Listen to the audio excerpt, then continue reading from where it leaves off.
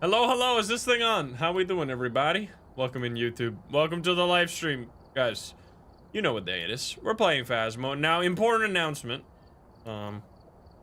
That for those who have been hearing me talk here and there about the fact that there's a Resident Evil video coming, yes, I just rolled credits. That's why I was late to the stream. I just before this rolled credits on Resident Evil, and I was late because I talked for a bunch of time about how I felt about the game, which I'm only gonna tell you that it was great. I'm not gonna tell you more than that. You're gonna have to watch the video, which will take a while for me to edit because it was like 18 hours of footage, so that will be probably at the end of this week, if not the weekend, probably.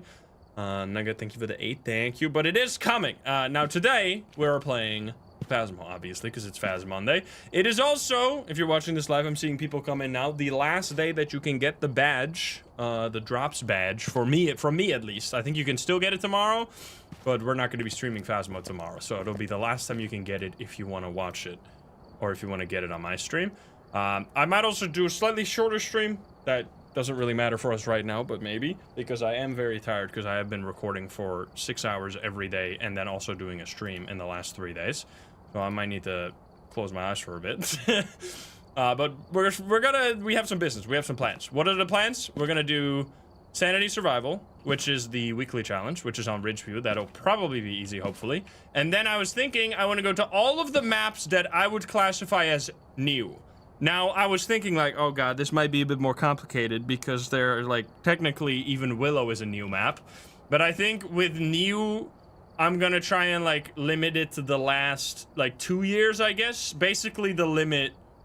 I mean, then Sunny Meadows wouldn't be in it, right? What do we... So, obviously Tanglewood. Obviously Nell's Diner, Grafton, and Bleasdale, right? Those are obvious. Then I was thinking Point Hope definitely still. Maple Lodge and Sunny Meadows is where I'm like, are those still considered to be new maps? I would say probably, but I don't know what you guys think about that, because especially Sunny Meadows has been in the game for a long time now, but I do really feel like it is very new compared, like, when I think about old Phasmo, I think about old Asylum, right? Not new Sunny Meadows. Small camp I'm not gonna go to. I don't like this map at all. I think this is like a fever dream that this exists. I'm okay. Some people like this map a lot, I guess, but I feel like it's just kind of like a spin-off of Maple Lodge that's just kind of annoying. I don't really like going there. So we're gonna do it that way. I think we'll include Maple Lodge and Sunny Meadows just because they got the same quality level of these other ones. Although we'll probably keep them for the end of that video. But anyway, we're gonna first go with the Sanity Survival Weekly, first of all. So let's go say hi YouTube for that, and let's hop in. Yeah, I've done random maps all day before. We could do that maybe next week, but I wanted to do something that I can finish in a reasonable amount of time today. So anyway, here we go. Hi YouTube, how are you doing? And welcome back to Phasmophobia. Today we are back with another weekly challenge, and this one is called Sanity Survival. Sanity is a scarce resource with no pills or lights. Be careful finding this nightmare ghost. Now this is almost never stated, but this time it is actually going to be a nightmare ghost. So if you've never played Nightmare, you're now going to have to deal with only 2 evidence. Probably the screens are going to be broken, stuff like that. And then the addition to that is that we're going to be dealing with no pills and no lights. So as soon as, like, you go inside, your sanity is going to be dropping, so you're going to try and keep that high, hopefully. But luckily, we're going to be doing this on Ridgeview, so it should overall be a good time. Should be relatively easy. We'll see how it goes, though, and I hope you enjoy. If you're not subscribed, please do so. If you like the video, like it. If you dislike it, dislike it. But let's not waste any more time. Let's hop into the game. Let's go. All right, I got to get the wheel. I don't have it. 1 second. Wheel.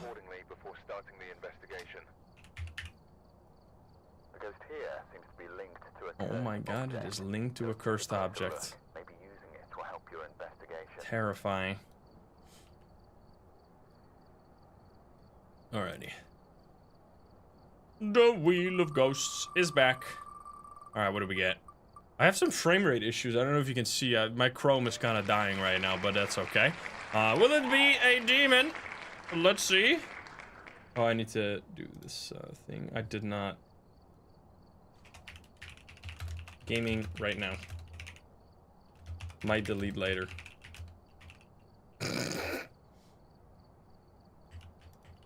That's my notification. There you go. Oh god, my Discord crashed. Well, if that didn't go through, then you're just gonna have to deal with that. Because I can't do anything anymore. Shit's fucking broken. My whole computer is dying. Too much Resident Evil, man. Too much fucking Resident Evil.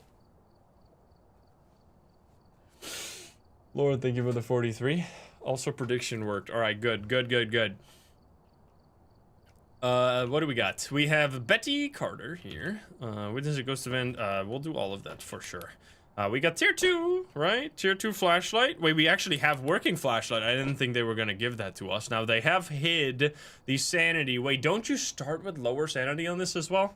We're gonna have to be careful. We have one singular tier 1 crucifix and no smudge sticks. And then one non-functional sanity pill, I'm gonna assume, because they said no pills or lights, which I guess this is not pills.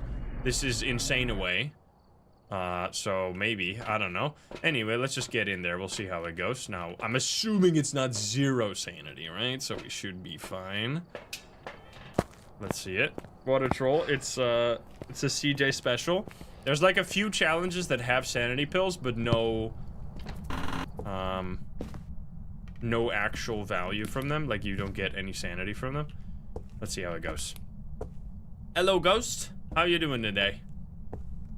We have snow weather outside. Now, the breaker should be broken because it said that there were no lights, so we don't even really have to go look for it or anything. It's gonna be kind of tough to find the ghost here, unless it's gonna be doing something. Because... Wait, actually, why is the temperature going up so much? Shouldn't it be cold as hell in here? What's happening? Can you give us a sign? Hello, ghost? Yo, it's the old Tanglewood car. Look at that. Doesn't even have a license plate. Did they take those out? What happened with those? Yeah, we don't have a breaker here. It's gonna be in the basement.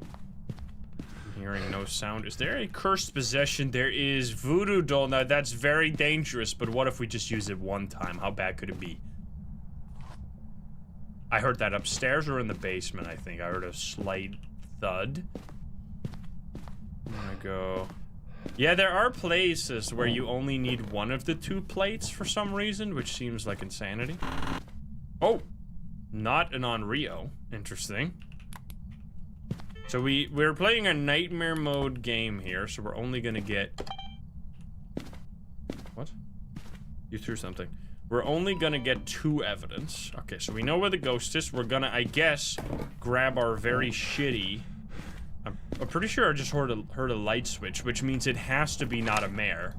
Because I didn't turn on any light switches. So, mare is out, and Onryo is out, because it just lit a candle, and Onryo cannot light a candle at all. Because that would make it weaker, which they've tried to avoid the ghosts making themselves weaker. Like the Jinn will, for example, not turn off the power. Strangely enough, though, this is one of the weird, things about the mare, for example, is that you would think that the mare would want to turn off the breaker more because then it's dark, which makes the mare stronger, but it doesn't actually do that at all. Or supposedly it doesn't. I always feel like they kind of do tend to do that, but that might just be tinfoil behavior. We're gonna grab the spirit box. Wait, so we have tier 1 evidence. Well, tier 2 dots, tier 2 flashlight, tier 2 UV, and then tier 1 of the other stuffs, like the camera, writing, stuff. Do we have any EMF? Doesn't look like it. Not right now, at least. We're gonna grab this. We'll grab the other 2 things, and we'll see how it goes. Word, thank you for the 5. Tier 1 UV. Nope! That's tier 2 now. It used to be, right? I'm not crazy? The tier 1 used to be the glow sticks, but they changed it. Yeah, we have 1 tier 1 crucifix. It's absolutely stupid. Ooh, you just blow out the candle. Take that. Where are you? Where are you? Are you here? Are you close? Are you friendly? Are you French? That was not the spirit box, guys. That was fucking creepy. That was the teddy bear on the bed. Lord Coma, thank you for the prime. That's so good. Burn the house down. Did they fix the shovel? I don't think they did. It's probably still busted. Alright, we need the last 2, and then I guess we'll grab... Do we even care about this? I think we're gonna grab this instead, just to get the UV. Yeah, tier 2 UV is the glow stick, and I always stick to the glow stick. Even when I have all the tier 3s, I do not like the tier 2 or tier 3 UV light at all. I think it's just worse. I know there's some people that like it more, but I think it's just... I hesitate to say objectively worse, but I would say objectively worse. Okay, well that's not gonna work. Spooky. Oh shit! Why can't I place it there? Why can't I place it on the thing? I can't place salt on the carpet! Oh, it's because it's only 2 salts. I forget it's only 2. Ah!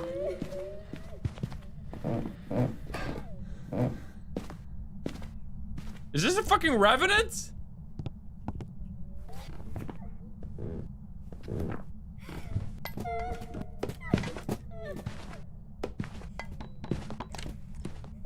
Watch this.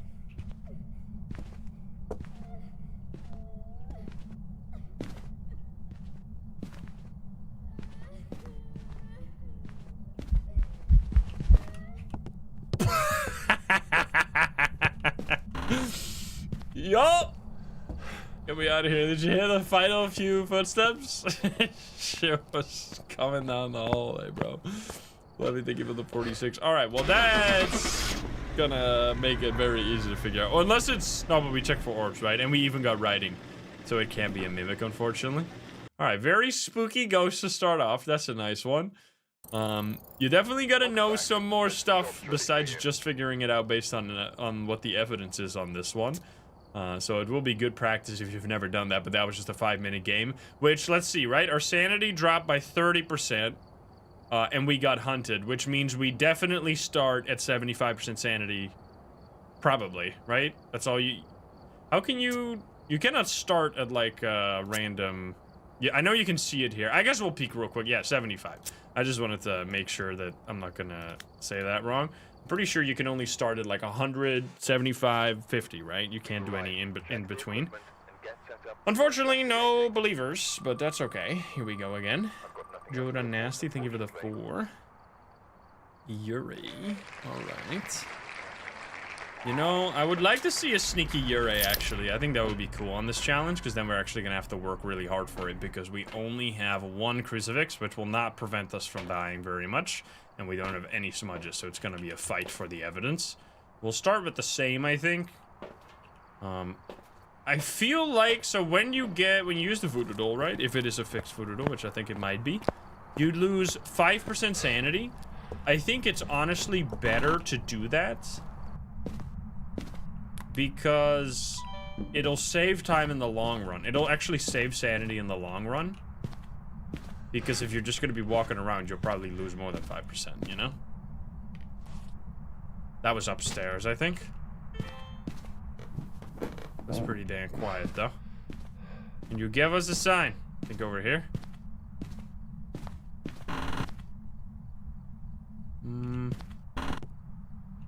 Oh, big boner. Maybe I'm wrong, actually. Can you give me a sign? Same room again?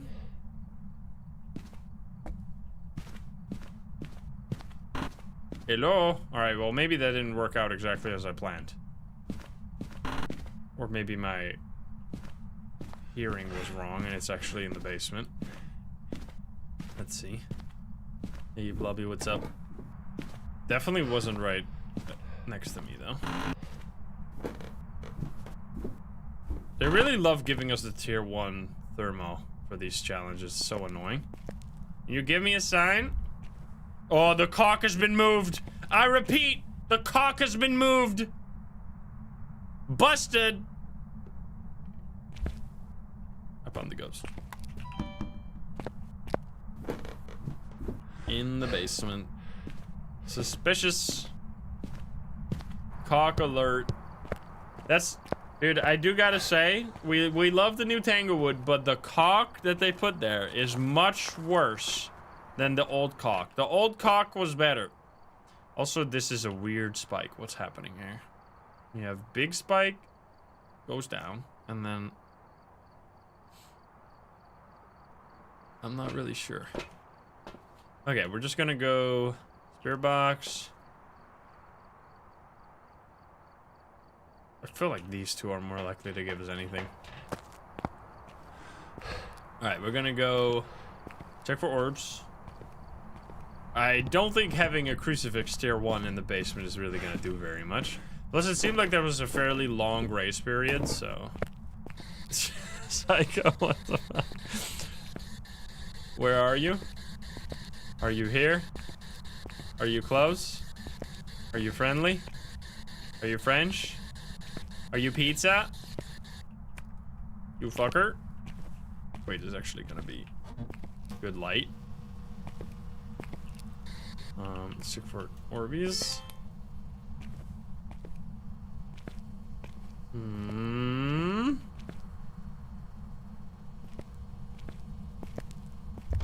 I'm seeing nothing. I'm hearing footsteps. Can you give us a sign? Are you a shade? You have cold, but not too cold. I guess we're just gonna grab the rest of this stuff because this is not really working out for us right now. Definitely a shy one. You gotta be very careful, by the way, of using the cursed possession in this situation because we don't have any sanity pills. So if you get... Well, this one, I'm assuming doesn't work. Maybe it does, actually. That'd be weird. So if we're gonna get hunted, we're gonna get hunted forever. And then you're gonna have no smudge sticks, no crucifixes to prevent any hunts or whatever. Probably gonna get wrecked. If you don't know what you're doing, at least. Because you can probably figure out the ghost during a hunt. But not everybody knows how to do that. We have writing again. Now we're only gonna get one more evidence, remember? Because it is nightmare mode. Which could be EMF if it's a shade, for real. Oh, did just throw something. Can you give me...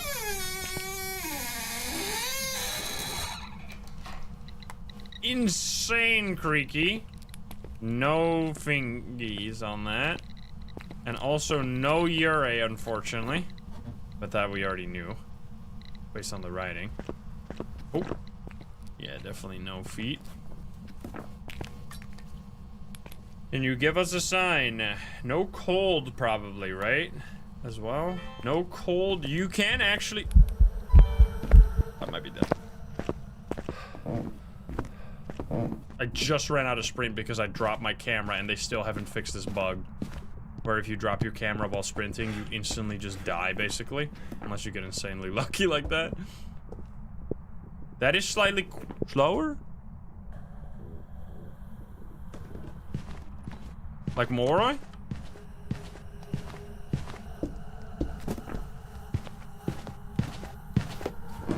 I don't think that's Obambo, because then it would hunt later, right? It's clearly not twins, because it's writing. They could not be this old yet. There's no way, right? I think it's gonna be Moroi, most likely. A Moroi that hunts like between 40 and 50% sanity is a little slower. Which would mean we have Spirit Box, right? Where are you? Are you here? Are you close? Are you... Ghost to it? Or... Oh, shit! What? Okay, wait, it actually might be a demon? How did it hunt that fast?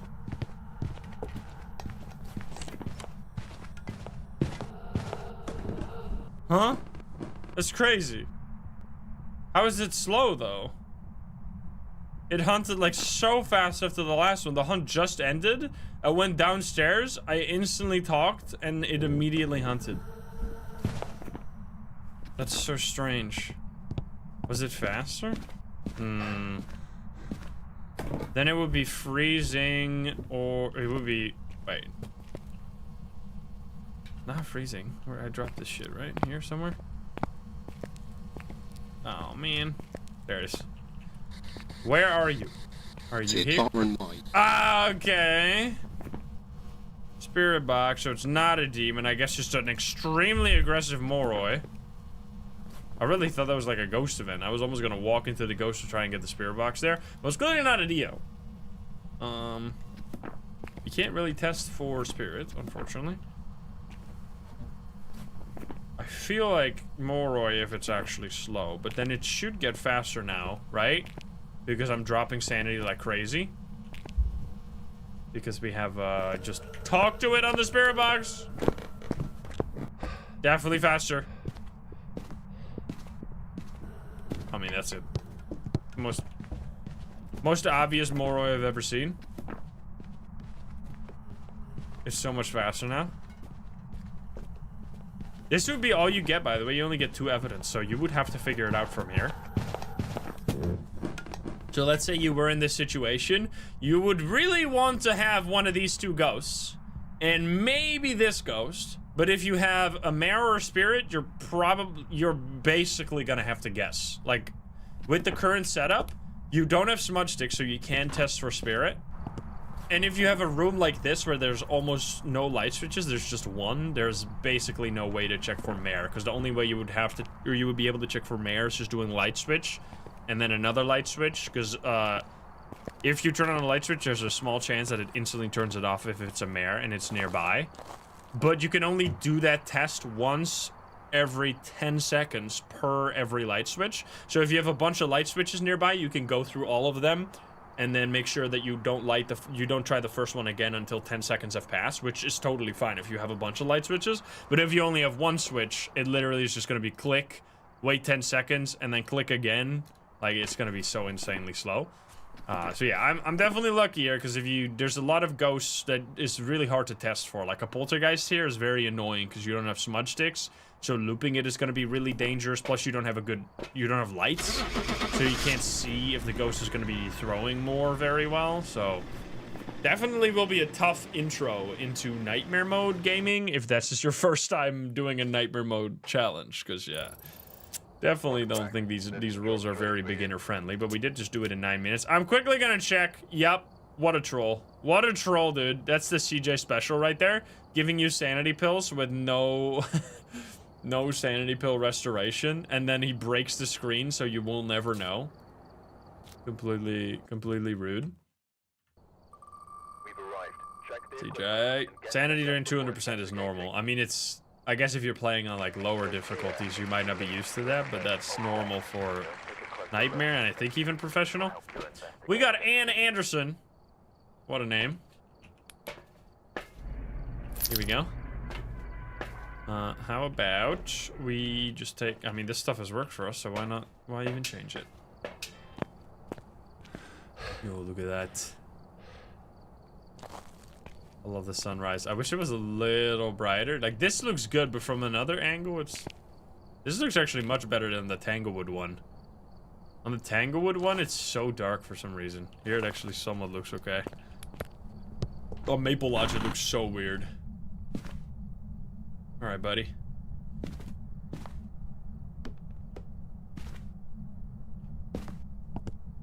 Was that here? Was that was this thing right there? Nice. Nice! Okay, I gotta be careful now, because I might spoil something. I found it way too fast. Cube, thank you for the prime. Thank you. I don't think you have tarot cards on this. I think you have forced Fudoodle, pretty much. I don't think I'm gonna take that. We'll grab the same stuff. You do have tarot cards? Oh, you have both of them? What? Oh, what? Strange. I didn't even know that. What a weird challenge. Okay. There's very few challenges that have multiple cursed possessions. I don't think I've ever used that on this challenge. That means you could technically get lucky. That's kind of cool, because then you can go roulette mode and you can get lucky to get sanity back that way. Can you give me a sign? It's actually baited. I'm baited. Hallway, maybe? It's going down real fast. Gets in the hallway here. Orbeez. Orbeez! Ghost orbs in the hallway. Could be good for you guys. Where are you? Are you here? In a way. Okay. Wait a minute. Alright. It's Anna Anderson. Well, this doesn't matter anymore.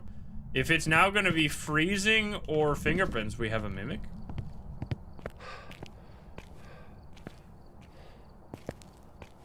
Are you here? In a way. Okay, how about salt? Firelight, whatever. This doesn't matter. Salt matters for the UV.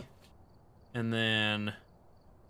I mean, we can't grab a firelight. And then I guess we'll grab the tier 1 crucifix, guys. Here we go. So they are also going to do a ridge view and edge view. I guess that's going to be edge view? Edgefield. Ridge view, edgefield is getting like a rework at some point. But they haven't announced when yet. But they have said that they will basically rework every map. Oh, fuck.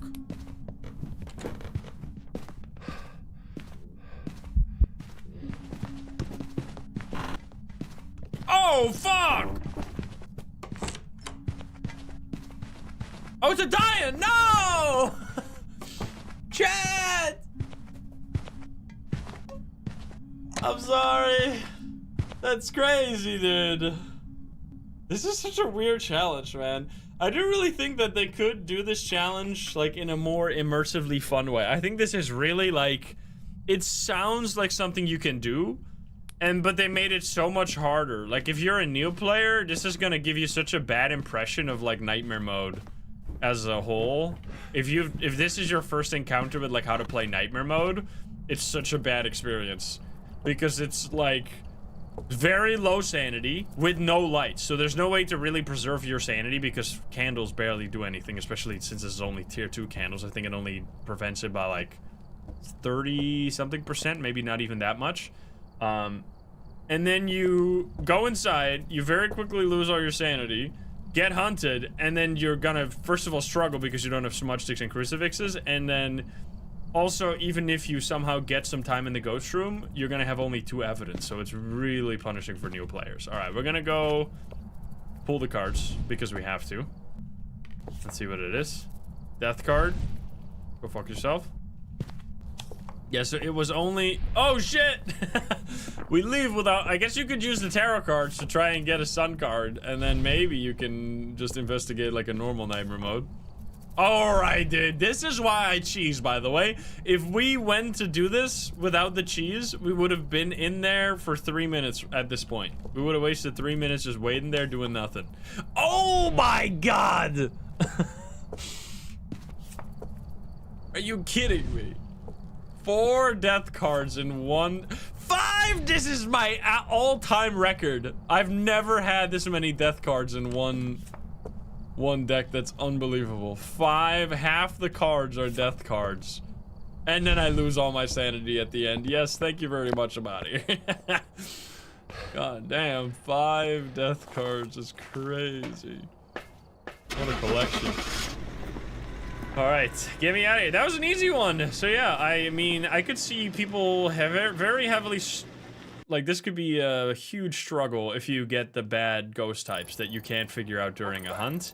And even if you get ghosts you can figure out during a hunt, if you're not necessarily that confident with it, you're gonna be struggling because there's no safety equipment. So doing anything during a hunt is just gonna be much harder unless it's something you can listen from afar. Like, basically, anything that's not a speed ghost is gonna suck on this, which there's only a few speed ghosts. Well, there's quite a lot of speed ghosts, but it's less than 50% to get a speed ghost, so I got pretty damn lucky, because we got a Revenant, then we had a Moroi, and then we had a Dian. Like, we had 3 speed ghosts in a row, so we got a really easy time with this one, but I could see people heavily struggle with this. So let me know how it went for you in the comments down below. If you're watching this over on YouTube, hope you enjoyed that little challenge. If you're not subscribed, please do so. If you like the video, like it. If you dislike it, dislike it. And if you want to join the lovely gamers here in chat, join us over at twitch.tv/Instagram. Get the link in the description down below. Thank you so much. I'll see you in the next one. Bye, guys. Have a good one. Bye-bye. All right, we're gonna change it. We're gonna change it to nightmare mode, probably. Let's do some nightmare with the screens this time. And the tier 3 items, baby. We'll do Fusebox on is just like kind of my default gameplay style now. I just feel like it just genuinely wastes time to not have the Fusebox on by default, and it doesn't hurt you like at all. It's only like 0.10. Like you just make this 0.10 is you make that back with like the amount of time that it adds to the investigation by turning it off, because you have to turn it then on, which takes a little bit of time, and then you have to wait for like all the rooms to get warmer, which takes a long time sometimes, so you can't find the ghost room very quickly. It's just my go-to playstyle now, honestly. All right, so what we're gonna do, I think, is we're gonna go through a bit of a journey through the new maps. So I'm going to make an executive decision here, and I'm gonna say the new maps are as follows. Tanglewood, Nell, Grafton, Bleasdale are guaranteed, of course. These are all like very recent. Then I will also count Point Hope, Maple Lodge, and Sunny Meadows. And I think that's where I'm gonna draw the line. I know, no, Camp Woodwind is not before Maple Lodge, because this is a rework, right? Because if we don't do those, we're gonna have like not enough. It's just gonna be not enough maps to really go through like a journey. So I think that's gonna be the way. I mean, you could make an argument that Sunny Meadows and Maple Lodge are not new maps, but I think I'm gonna count those. So anyway, we're gonna go say hi, YouTube. Let's do it. Camp Woodwind is older than the reworked Maple Lodge, and I also don't really like the map at all. So, I mean, I don't really like Point Hope at all, as you guys know, but I feel like it visually is like, because I kind of want to do this just to look at them, to like show the variety between the new maps now. There we go. Let's go say hi, YouTube.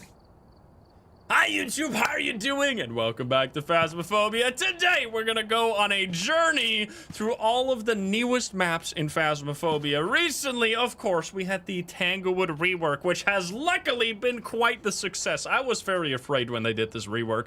Now, there has been far more than that in recent years, because, of course, we had Tanglewood, we had Nell, Grafton, Bleasdale, Point Hope, and then I am also going to count Maple Lodge and Sunny Meadows, because those feel very different. Especially Sunny Meadows is a very different version of Asylum than we had when the game first came out. So in this video, I thought we'd go through a bit of a journey through all of these new maps to see how they compare to the old maps that you might know if you haven't played this game for a long time, and see the quality difference, especially when it comes to the details. Some of the story, some of the secrets on these maps are really cool. So we're gonna just have a good time, and I also have all of the tier 3 items, so it's gonna be quite the nice investigation. I hope you enjoy. If you're not subscribed, please do so. If you like the video, like it. If you dislike it, dislike it. But let's not waste any more time.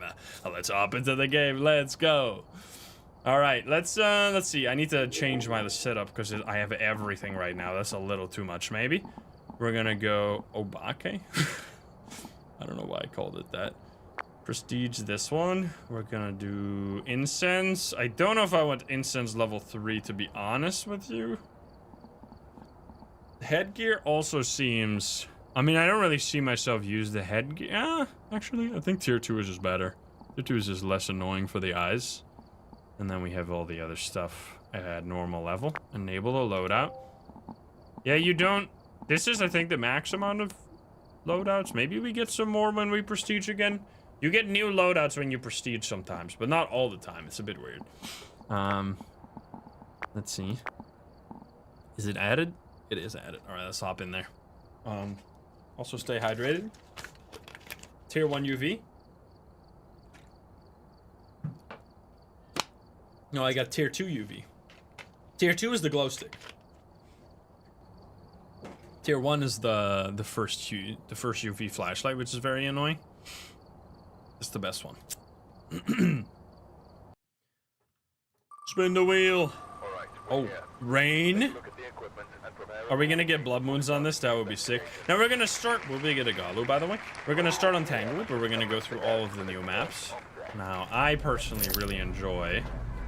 It is regular rain. I personally really enjoy the new Tanglewood. I think this is the least impactful rework because it stays very, very true to the original Tanglewood, whereas after this one, we're immediately going to see huge changes. If you know the old Grafton or the old Bleasdale, the reworks are just entirely different maps, which is why I understand that some people say they should have just added new maps instead of reworking them, because they are just, they don't have the old Grafton and Bleasdale feel whatsoever.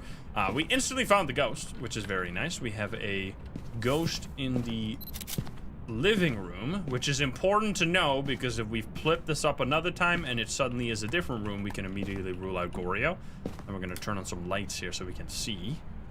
Turn on the lights over here as well, because this is going to be our looping spot, which, look at all this. Now, I'm going to do the least detail-oriented playthrough on Tanglewood, because we've done so many heavy looks at Tanglewood in the last, like, 5 videos, because I've been obviously playing on this map all the time, because I absolutely enjoy Tanglewood, and the rework kept it largely the same, so I still love this map.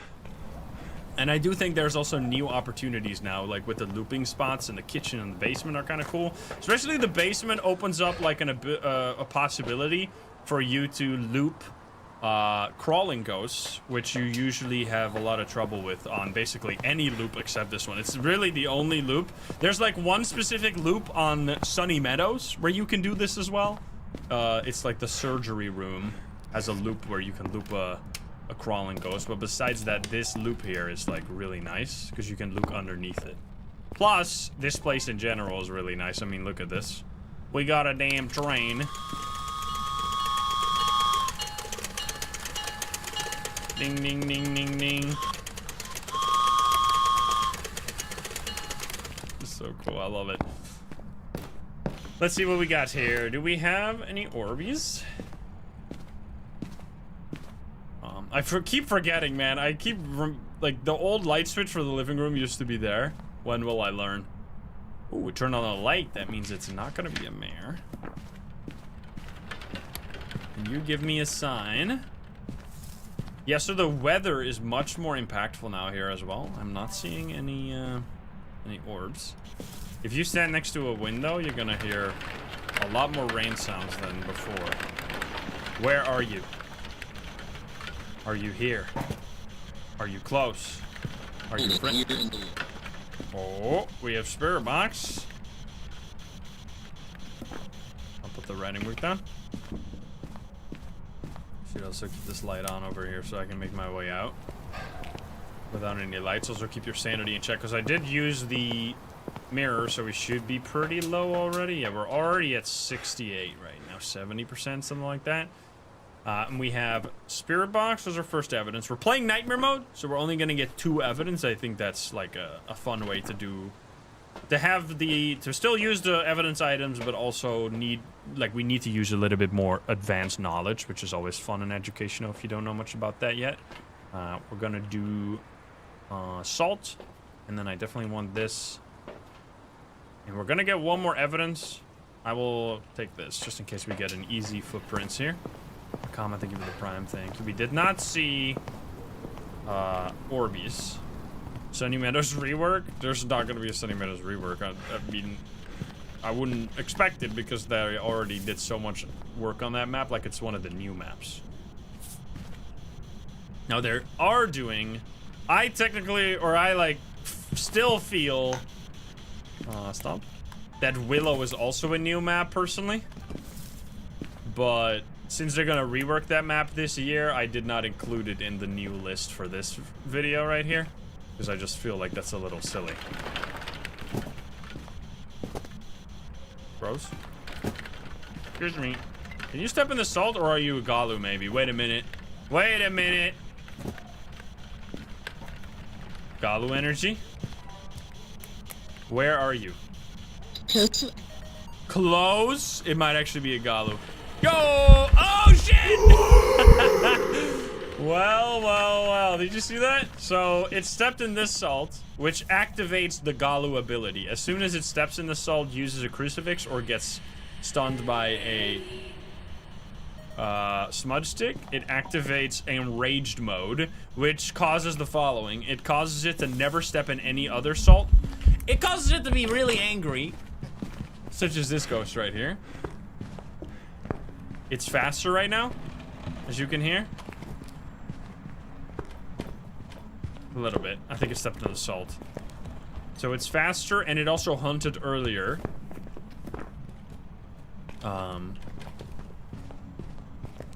That's also a believer win, right? Holy shit. Wait a minute. You want to go say hi? Let's go. Easy peasy. So yeah, Galu is a really cool ghost. It's a really interesting ghost that at first I had such a hard time with figuring out how it worked. But then, okay, it only gonna step in one salt, so I wanted to make sure to get that video. But once you, especially when it comes to the salt, once you get a hang of it, it's such a nice, easy way to figure it out. Because it's kind of like the Wraith's little brother, where you can figure it out with the salt only. Now, we did actually lose a bunch of sanity because of the ghost event, I guess. We got all the audio. We're not gonna get the parabolic microphone, but we could maybe get a photo. I think what we're gonna do is quickly cause some mayhem in there with some stuff right here, just to get some added media. Because we can literally just do one more hunt here, and we can get so much stuff from it. I'm gonna place that.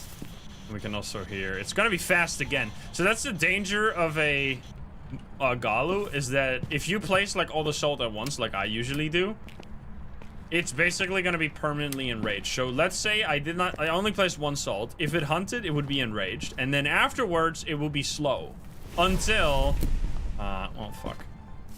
Until it steps in another salt, which if there's a bunch of salt in the room, it's just gonna immediately step in the salt and be immediately enraged again, and then start hunting early again, and then everything just goes downhill from there if you're not familiar with this behavior.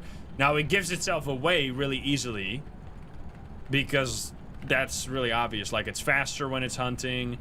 You can also smudge it during the hunt, which we're gonna try. I should put this over here. It's gonna be a little scuffed. Don't use it yet. Don't use it yet.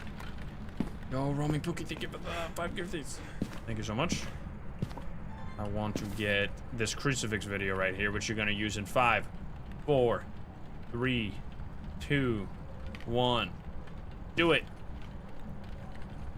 You're off tempo. Oh shit! Oh, come on. It was like 95% filled. Did you see that? Insanely rude. That's fine, I guess. Okay, we can still get video. I'm kind of scared to be here right now. I want to back off a little bit. Unfortunately, these candles are fake, by the way. You can't actually light them because of performance issues, which is a shame. I think we're just gonna go for the hunt right now. I'm gonna drop this here. I'm gonna try and get that video during the hunt. Also, wait a minute. Wait a minute.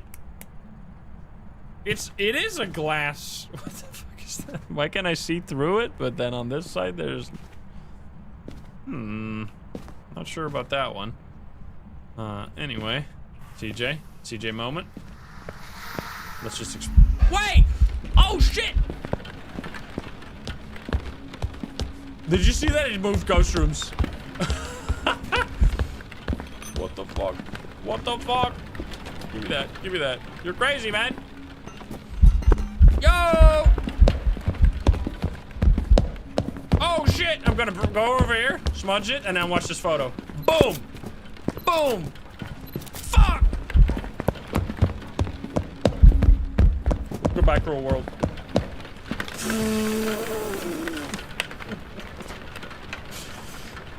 I don't want to talk about it, man.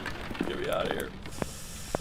Actually, nah, I got this. No smudge stick, no problem. Actually, maybe problem, but not my problem. Watch this. Boom.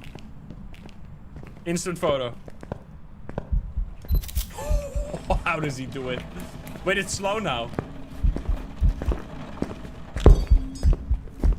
Because of the... So this is exactly... If it doesn't use the crucifix after a hunt like that, I did smudge it. But it was already enraged, I guess. So once the hunt is over, it goes slow mode.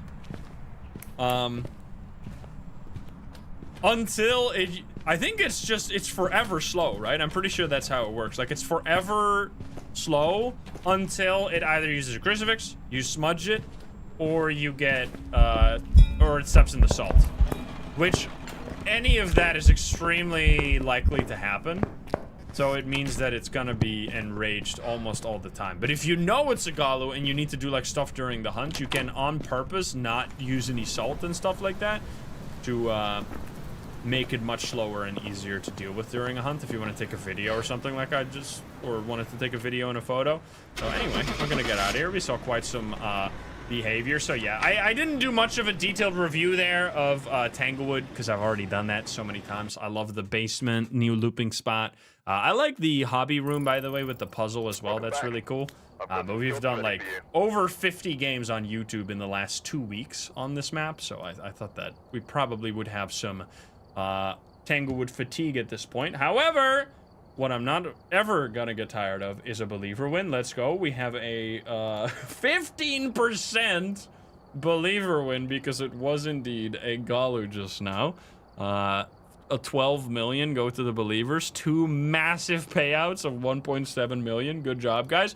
All right, so we're gonna go to all of these maps. We're gonna go to Nell's, Grafton, Bleasdale, and then of course Maple and Sunny as well, because I think those also feel new to me, and I think I want to start with one of the farmhouses right now. So let's do, I guess, the nicest of the farmhouses. Let's do Bleasdale, and then we'll do the opposite with the super busted one in the Grafton version, which these used to be very, very similar maps. That's no longer the case. These are now very different vibe maps, and they're also completely different from their original versions, which is why I think we were all pretty scared of the Tanglewood rework, because we were like, well, this might completely change the map, you know? Luckily, that didn't end up being the case. All right, will it be an Obambo? This does sound rainy. I don't know if that's Blood Moon. That would be crazy. It's not a Blood Moon, unfortunately. That would have been sick. All right, we got Joe Lewis here. So could be Diane or Banshee. Yeah, we're on Bleasdale right now, which I think, correct me if I'm wrong, but from what I've gathered, seems to be largely the least favorite of the two. Like, if you ask people about Grafton or Bleasdale, I think people largely like Grafton a little more. I think it is because this map is large, especially compared to what it used to be. It used to be a fairly large map, as well, like back on the previous Tanglewood, but now it's like even bigger. I think just visually this one is so beautiful. Like, I mean, look at this living room right here, so good. Like, you can really tell, like, how different these maps are. Because we were talking about this with CJ in the... When we were talking about the Tanglewood rework. When we played on the new update with CJ. That they want, like, every map to just be such a different experience. And I do think they're working towards a really nice set of maps. Like, with the Tanglewood rework, it's really gotten me excited now for these reworks. Like, it genuinely flipped my entire opinion around.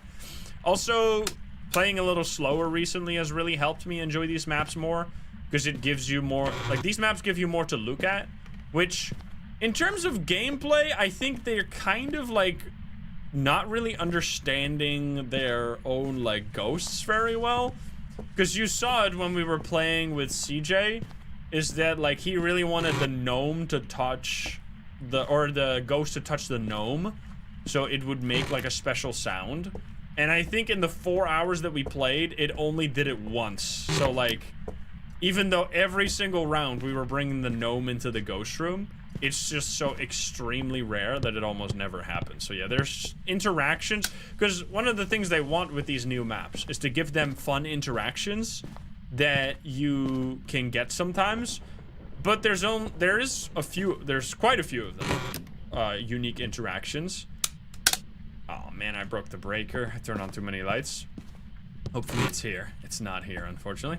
But the problem is that the ghosts will just so much rather, like, touch doors or throw objects around than do the special interactions that they worked so hard for. So I don't know what because if they make it so that if the ghost is in a room with special interactions, it basically always does them, then they don't feel special. So it's kind of like, I don't know what the best solution is. That's why I'm kind of disappointed that they're taking away the old mannequins. I really enjoyed the mannequins. I thought that was such a Like, it was a unique interactions, or a very unique interaction, but because there were so many of them around all the maps, you did get to see it, like, pretty regularly. Like, if you played for a few hours, you were likely to see at least one mannequin teleport. And I feel like if you play for a few hours on these new maps, you're not likely to see some of the new interactions that really are unique. Like, for example, what can happen in this map, which would be really sick if that's gonna happen, is that these mannequins, I think, maybe not these ones actually, I think only the ones in the Grafton seamstress room, no? I don't think, maybe these can move. I feel like they would have done that, right? I think these should be able to move, but maybe the ghost's not gonna be here. It's 10 degrees. Let's check these ones. We have 12 degrees here. Is this all one room? I think yes, right? Maybe? CJ said something about that. I mean, they all seem cold. This one seems the coldest, though. Turn that off, please. And then this one is warmer, so I think these are separate rooms then, if they're very different temperatures. So unfortunately, we're gonna have to... I don't know if I've ever had a ghost in this room. Can it even be in this room? I feel like I almost always have a ghost in this bathroom and never in this one. This is weird. Where are you? The storage. We get spirit box. You have one in the bedroom. Did it use the mannequin? Because that's what I would love to see. Oh. Beep beep beep beep. Because I do love the mannequin, the old mannequin interactions, and it's kind of, because Tanglewood was like one of the last maps where it still was, the mannequin was still around. And it was just such a cool, like, they were so cool. Like, because if you don't know, they could teleport. If the ghost is in a room with a mannequin, it could teleport the mannequin to another area of the map. Which would lead to these, like, really creepy moments where you'd suddenly see, like, a mannequin standing outside of a window and you'd be like, wait a minute. Am I seeing what I'm seeing right now? But because they don't want to, like, put random spooky stuff necessarily in maps that aren't supposed to be spooky, they have taken them out of Tanglewood, for example, which is a bit of a shame. Alright, we're gonna grab a few other stuff as well, of course. It was really unsettling, especially because they were so, like, non-human. Since they have no arms and no, like, head, there was something super unsettling about them moving. I think I'm actually gonna take this and this one. What's really cool, though, is in Grafton. If we're gonna go to Grafton after this, well, we're probably gonna go to, like, Nell's Diner first. But we'll go to Grafton as well. I really like those spooky rooms with the, like, the doll room and the mannequin room are just insanely cool. The problem is, I think that's kind of what's happening more. Now that the maps start being more unique rather than generic, it almost gets this feel... Wait, what the fuck, by the way? Oh, shit. Grandma? I never saw that before. No! Rest in peace, Grandma. I'm assuming. Why is CJ killing all the grandparents? Come on. Rude. Can you give us a sign? Fucked up, man. Poor grandparents. That's the same as the one in Tanglewood, yeah. Same grandpa? Lore? It doesn't... Not to be fucked up or whatever, but there's seemingly nothing in there, because when I shake it, it doesn't sound like anything. Right? Unless they didn't just... They didn't do the sound effect for that, I guess. I guess they didn't want to throw like an urn around to get a sound effect. No, they're not committed to the job. Can you give me a sign? But anyway, what I was gonna say is that with these maps, it does lead to the feeling that sometimes... Oh, shit. Oh, shit. Get out of here, man!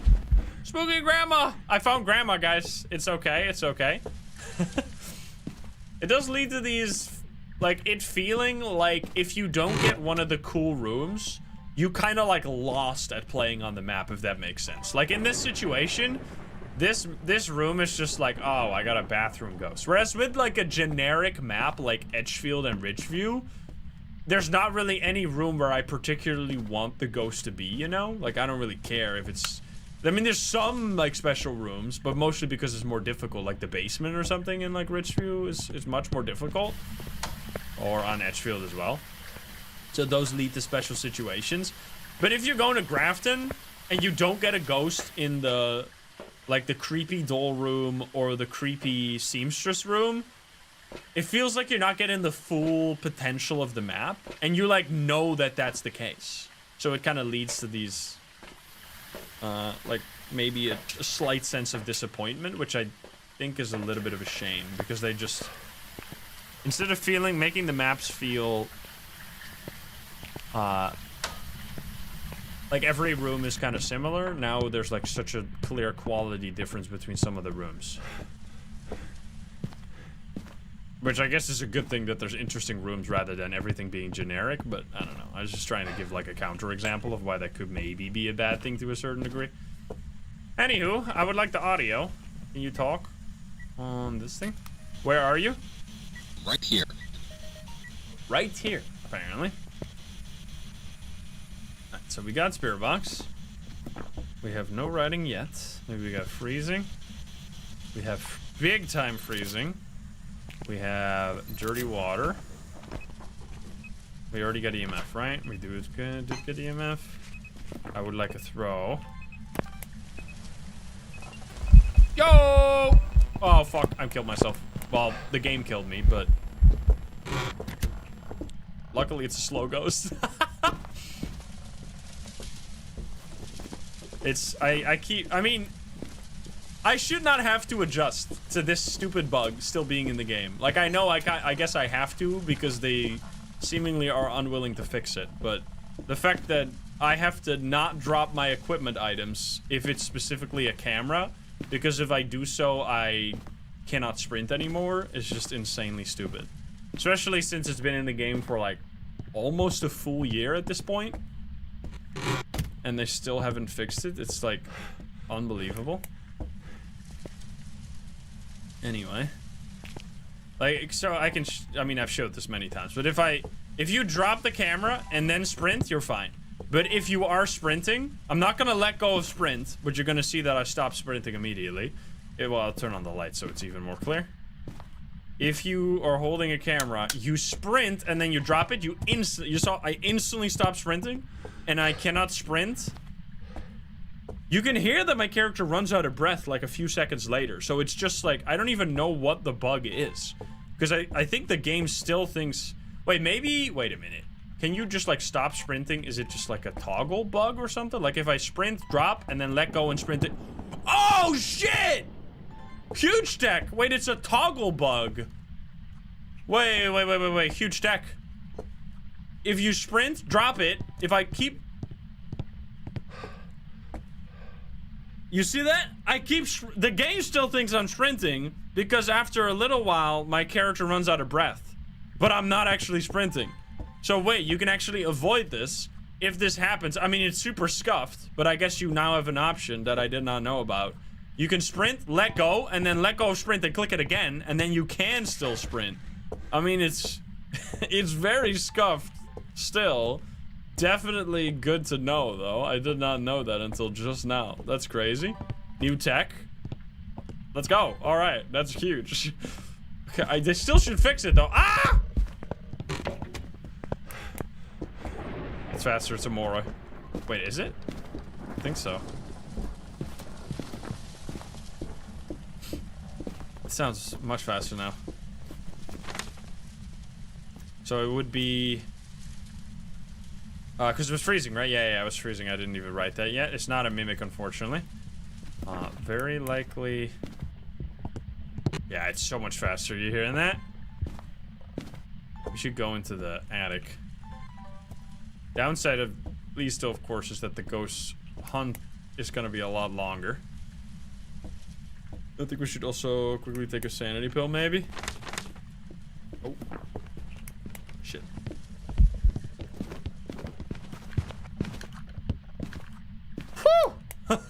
Little scuffed right there.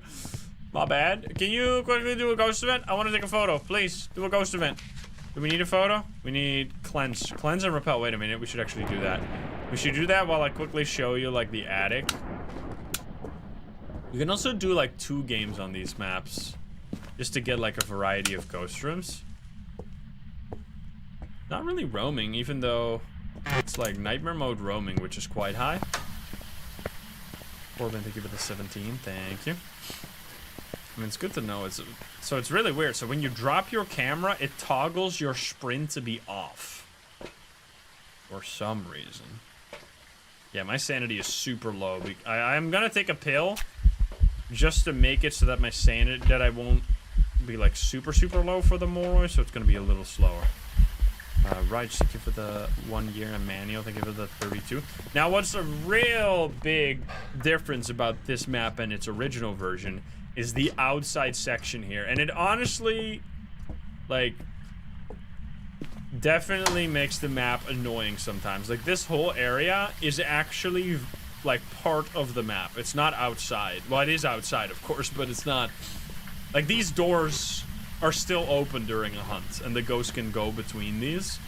So this can be a ghost room, for example, which I actually really like that this ghost room particularly, because the ghost can trigger the motion light.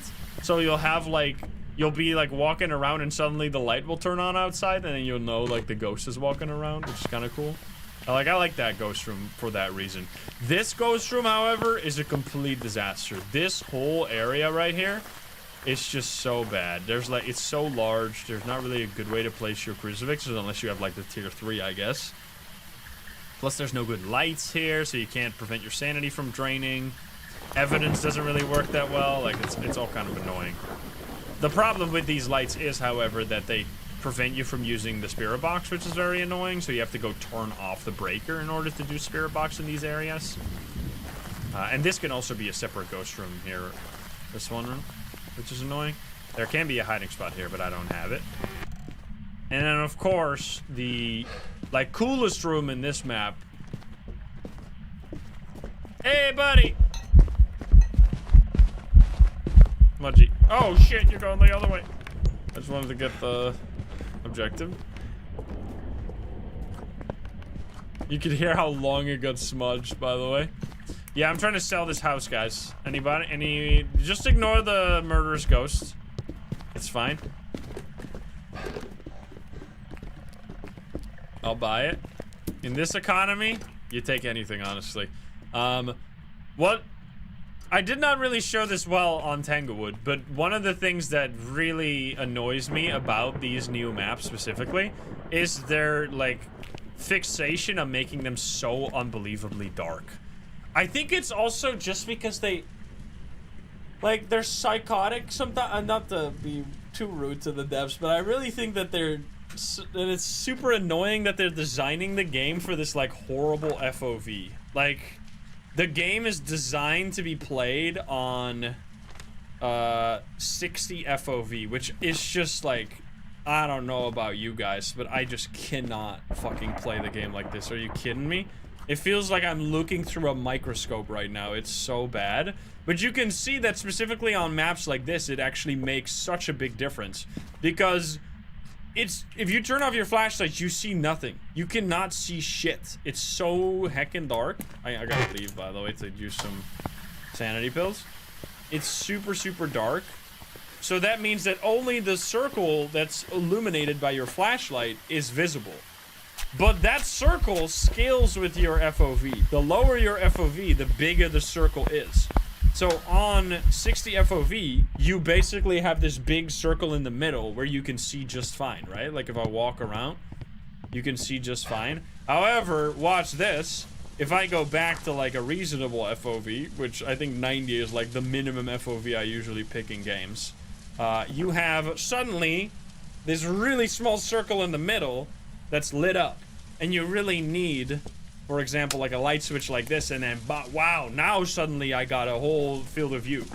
Whereas if I were to go, now if you go back to 60, you have this really zoomed view. Now it's still, I guess if you could get used to this somehow, it might be better if you just eventually get used to the fact that you're looking through like goggles for some reason. But I just couldn't do that because I'm streaming the game, so I'm not just torturing myself, but I'm torturing everybody watching, so I obviously won't do that to you. So I don't really have an option to play the game on anything but 90 FOV.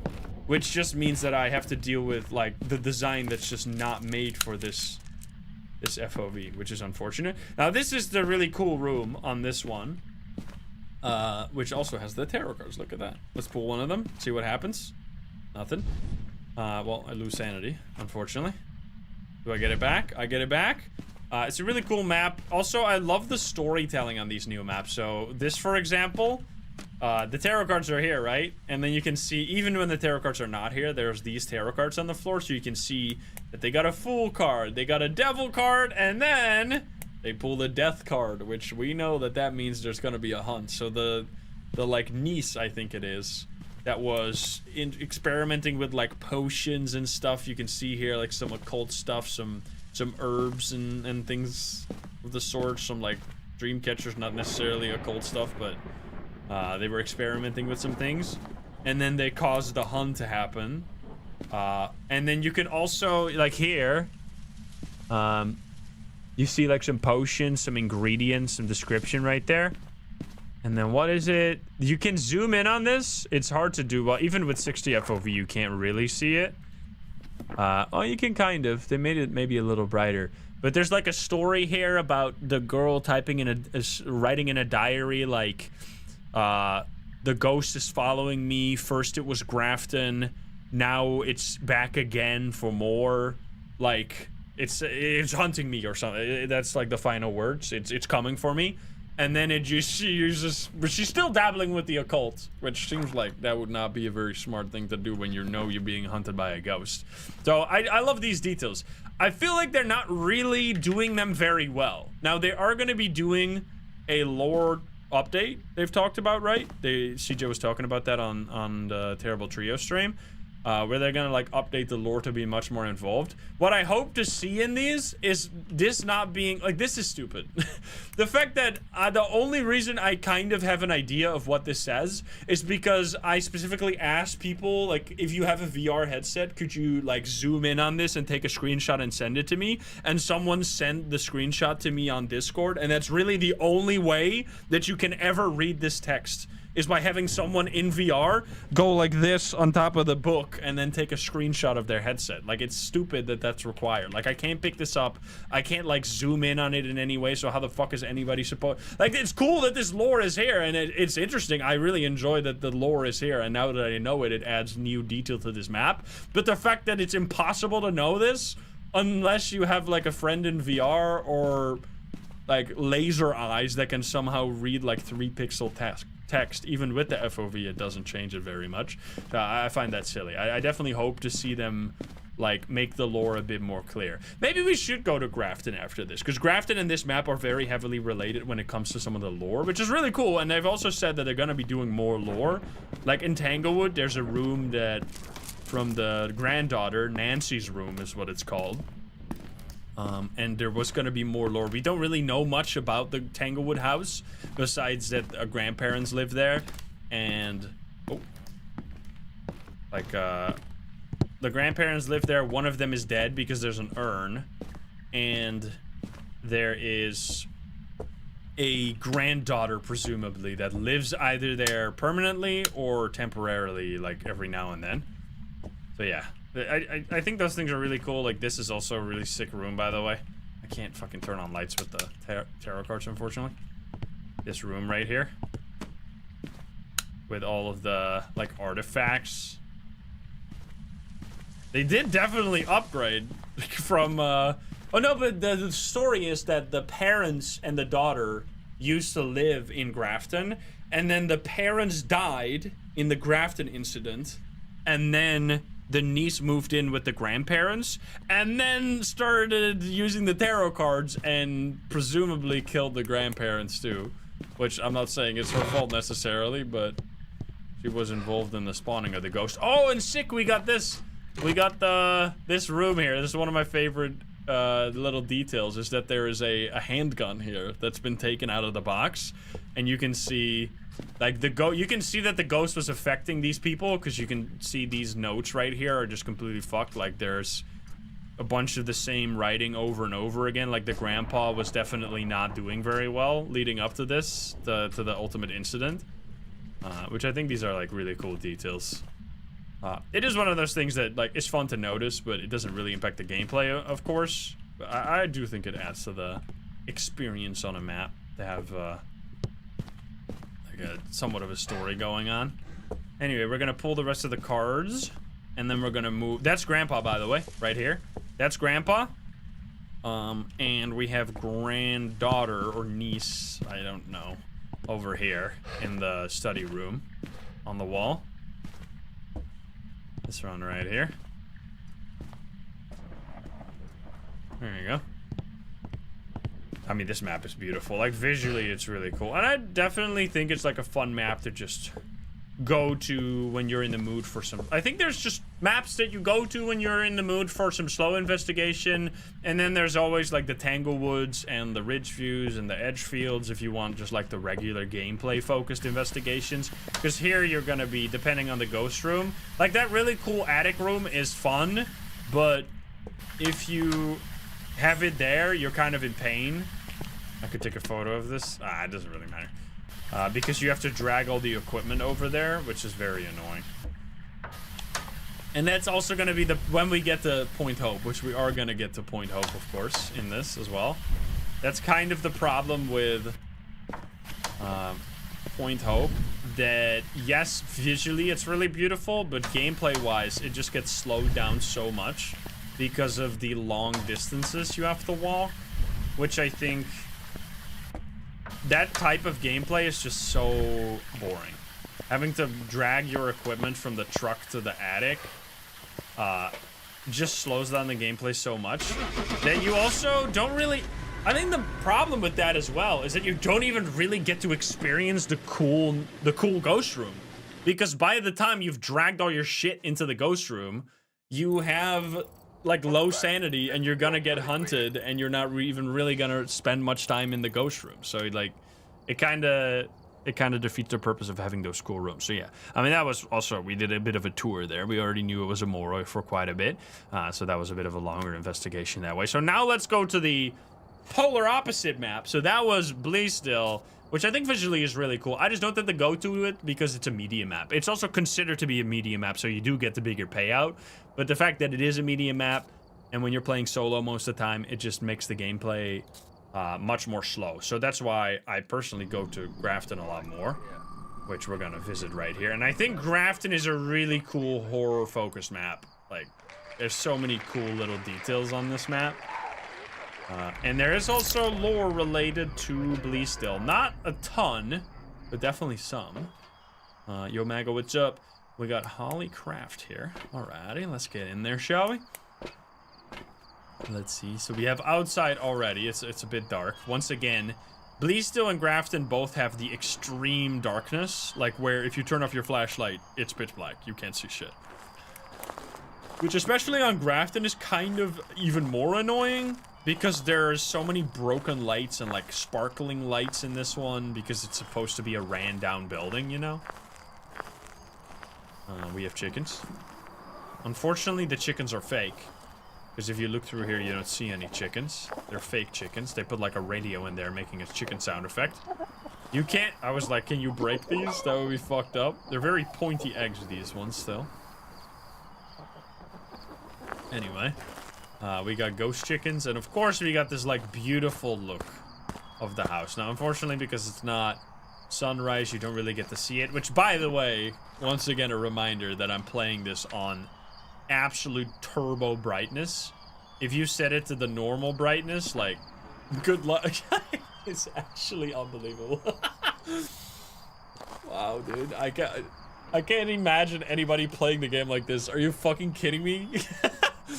How could you play the game like this? There's literally nothing to see, bro. It's just complete darkness. Like, at least when you set it to 250, you can see somewhat.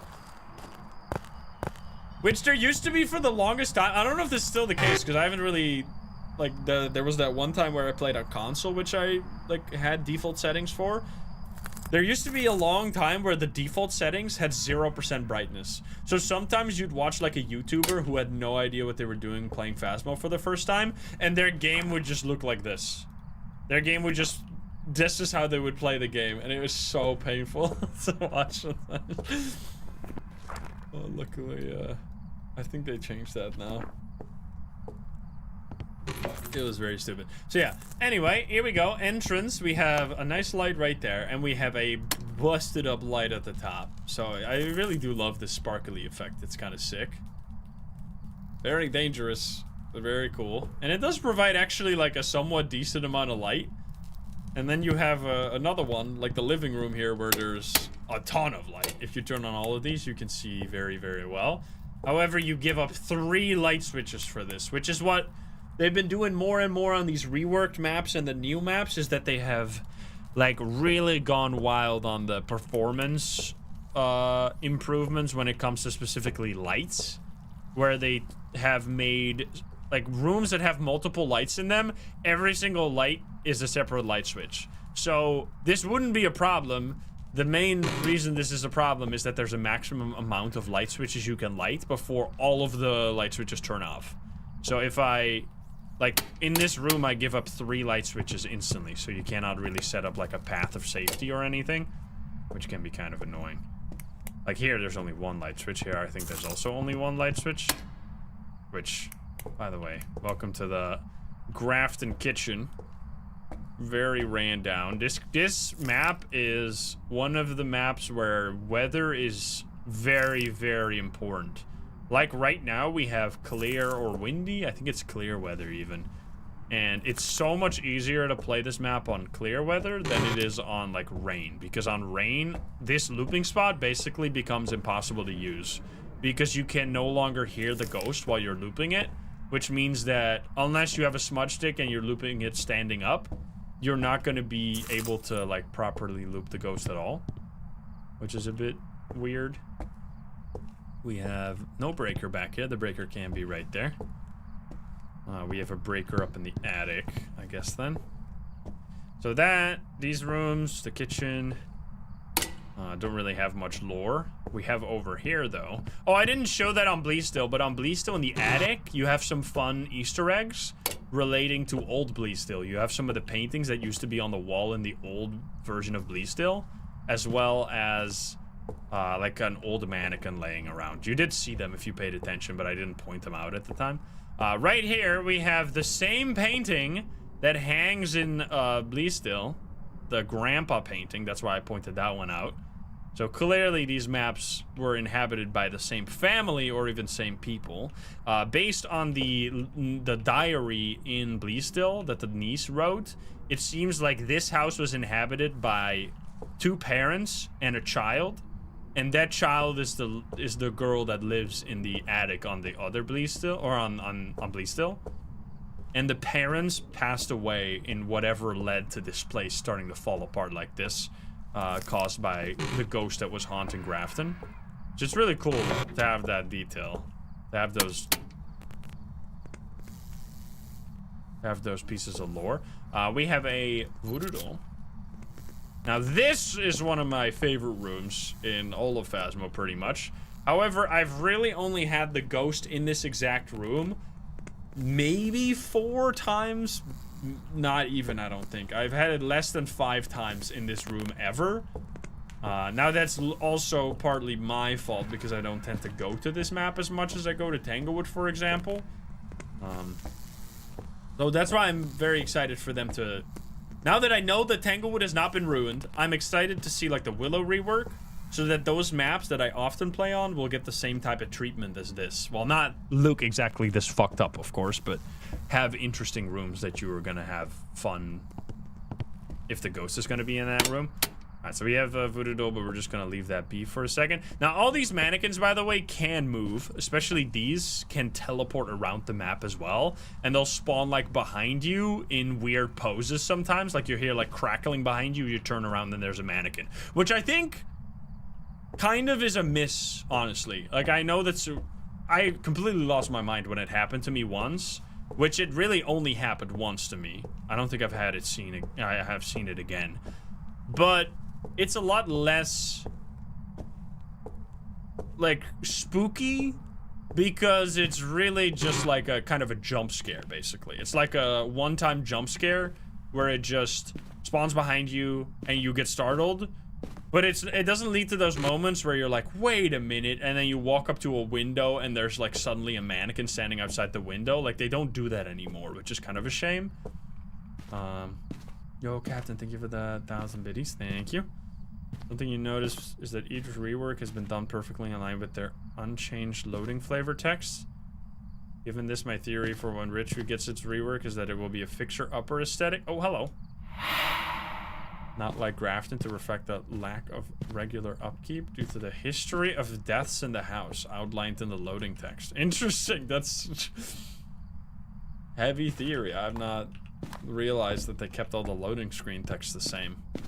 Because the problem is that when you load each game in like half a second, you only get to see the text for half a second, which means like, before you could read this text, you could read the text of the maps without loading into the maps, but you can't do that anymore. It only shows the text for the split second that it loads, which I guess if your computer is slower, you can actually read them, but I can't read them. Anyway, we found the ghost, so we're gonna go check that out. This is not one of the spooky rooms.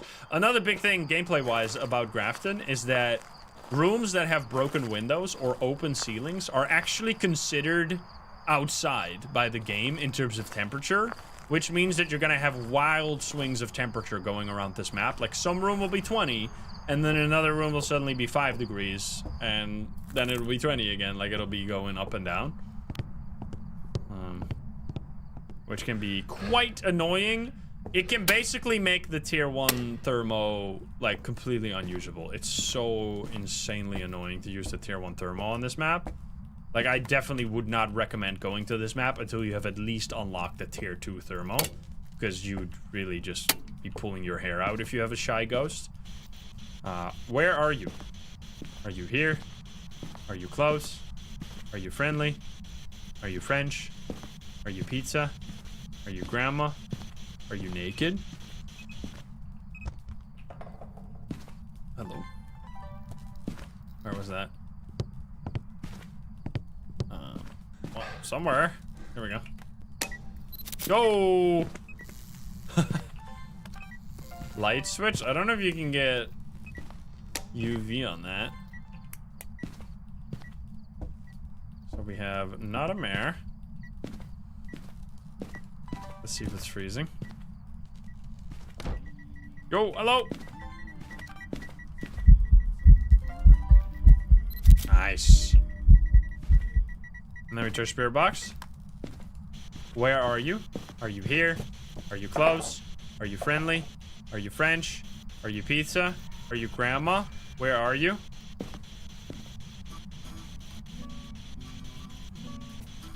Broken guitar. The ghost can actually interact with the guitar, by the way. EMF. Okay. I'm gonna grab some other stuff. Should probably also get a sanity pill. Yeah, so the thing with this map, gameplay-wise, that you really need to make sure is that you turn on lights. Because without the lights, you're gonna be in a situation like this where you have to run to safety and you just don't see anything. Like, if you don't have a flashlight, you're just gonna die. You're gonna walk into a wall and then get stuck and then get found by the ghost. So you gotta... I think usually what I do is, like, I set up the living room light switch is a quick one to just, like, have a place where there's a bunch of furniture you can hide behind if you have to. So always just turn on the living room light, basically. And then you can also do the kitchen light because there's a looping spot there if you want to go loop the ghost. I'm gonna take a sanity pill. Multiplayer-wise, like, maps like this are so hard, I would imagine. Because in multiplayer, your sanity drops faster. There's, like, a double problem with sanity when it comes to multiplayer. Triple, maybe, even. There is more people, which means your sanity drops faster, because in multiplayer, your sanity just drops faster. And I think the reason they did that is because you have to take all the equipment solo in single player, so they... it takes a little longer going through the map to bring the equipment in, so to counteract that, they give you a little bit more time with higher sanity, which makes sense. I do think that it's a reasonable thing to do. But when you're playing single player, you also have 100% of the sanity pills for only your sanity, which means that it's basically like having 4 times 4 sanity pills, like having a sanity pill for everybody. Instead of having to share them between the whole team. Like, it's kind of weird how the more people you have, the less sanity pills you have per person, right? So they become really, really weak when you're in a team of 4. Because then you can, like, one time maybe use sanity pills in a way that leads to, like, you not getting chain hunted. But almost always, once the ghost starts hunting, you'll be in a situation where you're just non-stop gonna get hunted. Oh, shit. Yo, we got ghost riding. Hello there. Which is, can be a bit annoying. Or we can get a photo of that as well. Look at that. We did not get freezing yet, right? 2.4 degrees. Can you give me a sign? Oh. Not shadow again. No, you fucker! Yo, Luna the K, thank you for the 10 gifties. Thank you so much. Thank you, thank you. This is actually kind of a nice room because you're gonna have the lights turned on properly in that one. Holy sub bomb. We would like to check for fingies with some salt and then also take the sound recorder here. So it's actually like borderline OP in Phasmo, especially when playing single player. Well, mostly when playing single player, is keeping really good track of your sanity. Like, every time you go to the truck like this, and you see that you're lower sanity, taking a sanity pill, putting yourself back up to like 90%, you just get like so much time to investigate the ghost, which can be really fun actually, like just spending all the time until you found all the evidence. Because I tend to play on nightmare mode where you kind of need hunts. But if you play on difficulties where you get all the evidence, you can just spend time in the ghost room until you find every single piece, and then you can just leave without even getting a hunt, which is kind of like a cool challenge as well. It's not really that difficult, but did I bring? I did have salt, yes. Let's see. Master bedroom also is in effect. Yeah, this is considered to be inside, but it's cold now, of course, because the ghost is here.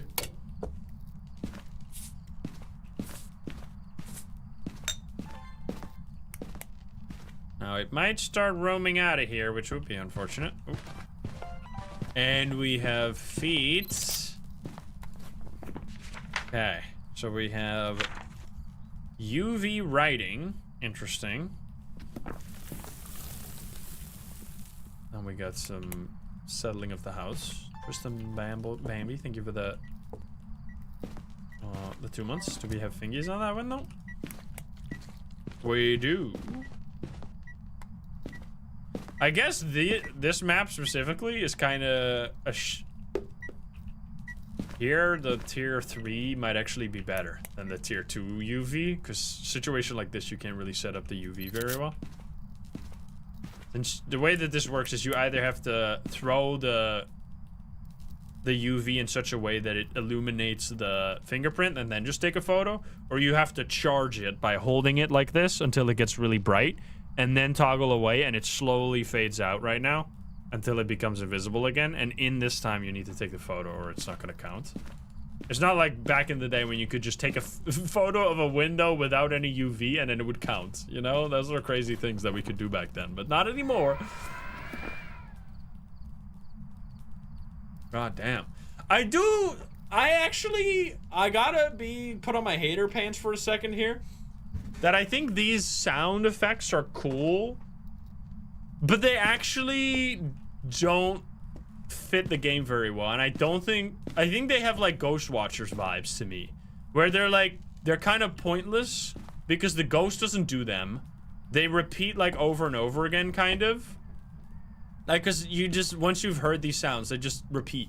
It's like playing on the Sunny Meadows, where there are so many like spooky Like sometimes you will just hear like someone walking in the hallway. Yeah, like far in the distance you'll hear footsteps and it's like, oh my god, that's so creepy. But because once you know that this is completely meaningless and it literally doesn't have anything to do with the ghost, for me it completely loses all effect. Like I can pretend that it's scary, which I sometimes do on stream because it's supposed to be entertainment. But so shady, thank you for the 5 goodies, thank you so much, thank you. Like, you'll often see me react to these things, and sometimes they do startle me. Sometimes, like, if it's loud like that, suddenly I hear, like, a scream behind me. Like, at first, there's, like, a second where I'm like, oh my god, is that the ghost? And then maybe you're scared. But then you quickly realize, oh no, it's just the wind sound effect .mp3 that just plays, like, every 15 seconds.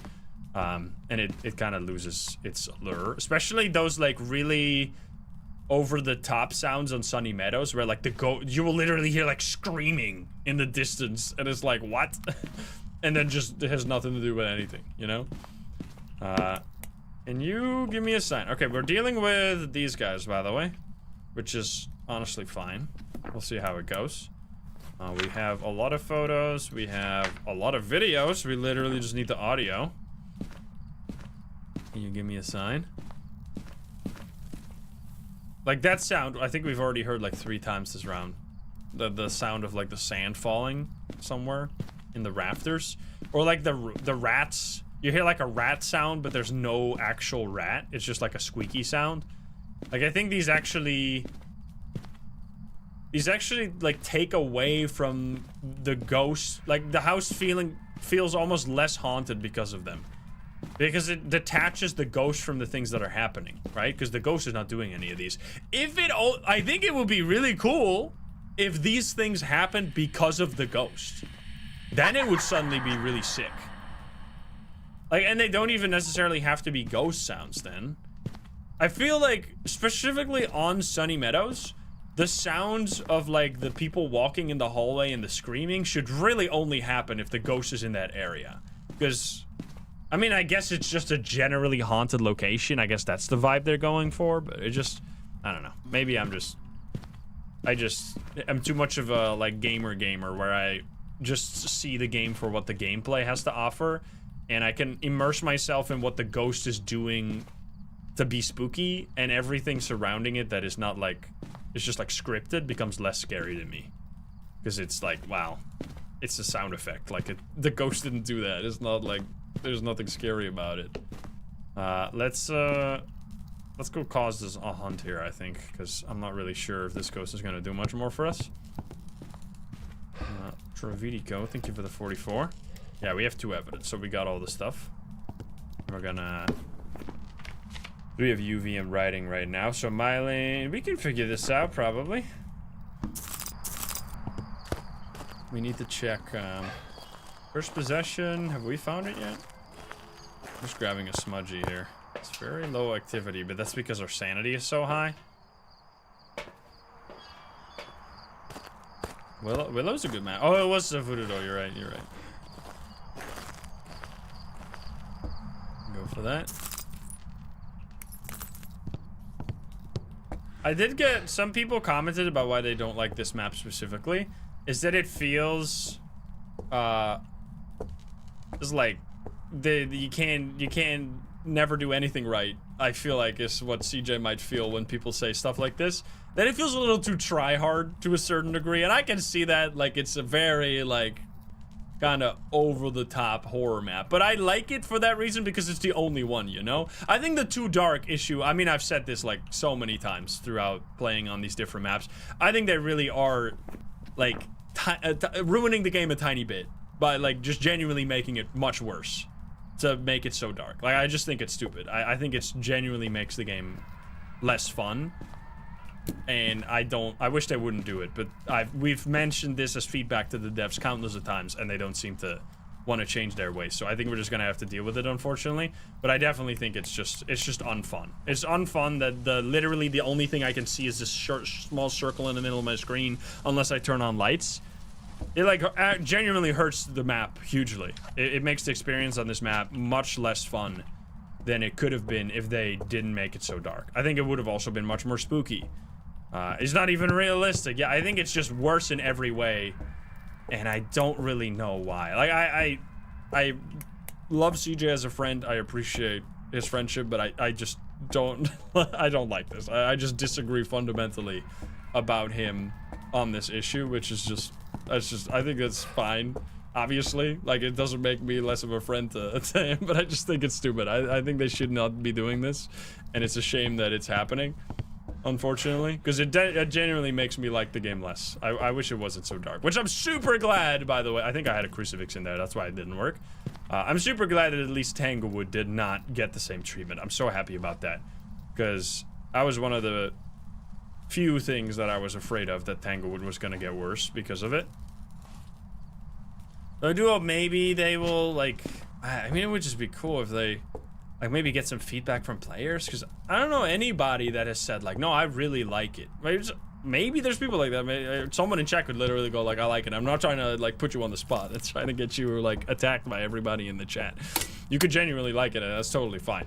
It's just that I personally prefer the gameplay of Phasmo, so not being able to see just literally hurts the gameplay. Like, you cannot, if you can't see, you can't play. Like, you just... Dying because you can't see is so much less fun than dying because, like, something scary happened or you got caught without... I guess you're getting caught without lights being on, which I guess is considered to be, like, a skill issue, right? I guess you could say that. It's just, it's a not very fun skill issue to me. I'd rather be like, oh my god, I ran into a dead end with a smudge stick, which doesn't happen when you know the game very well, but that's fine, right? It's fine that you're good at the game eventually. But you can't, like, you can be as good at the game as you want, but if it's dark, it's dark. Oh, it's a miling, maybe? Oh, no, it's really fast. What the fuck?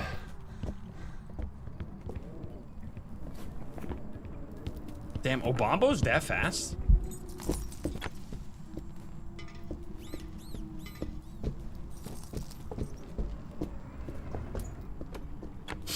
God damn. Wait, it's actually... Wait! Oh my god, that's a first spin believer win, no? Wait. Second spin? Dude, what the fuck? Wait, is that actually Obama? I mean, it was faster for sure, right? Wait, unless it's... Oh, it can't be a mimic. I mean, it was clearly faster, and there's only one ghost in this that has any ability to be faster, so I guess we're going. That's crazy. So, oh, I didn't even show one of the coolest rooms right now. Which, do we have a cleanse objective? We don't. One of the coolest rooms is this one over here. Oh, you know, one of the reasons I think this is extra bad, the darkness? I'm gonna show you the room in a second. The fact that the lights turn off after a hunt. I think that's like...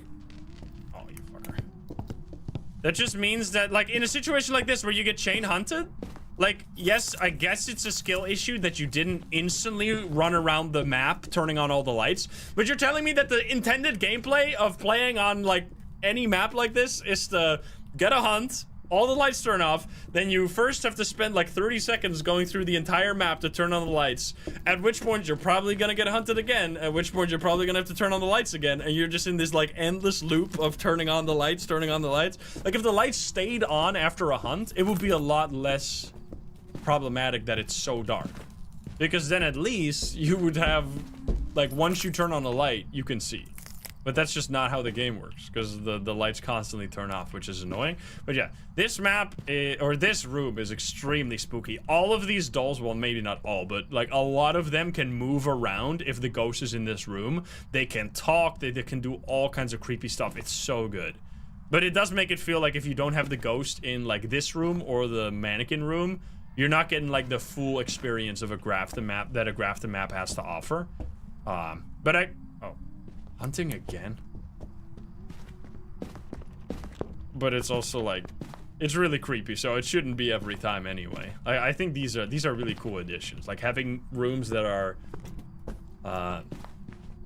very spooky and only show up every now and then. It's like how the mannequin used to be, where you don't always have a ghost that's in a room with a mannequin, so you're not always going to see the mannequin teleport around, but when you do, it's a really cool, like, creepy experience. It's just that these are getting more rare. Like, they're adding more of these things, but it almost feels rarer in, like, actual gameplay. Because I've had, like, a ghost here, like, 3 times total. And every time it's been spooky. But, it doesn't happen that often. the ghost would find me here.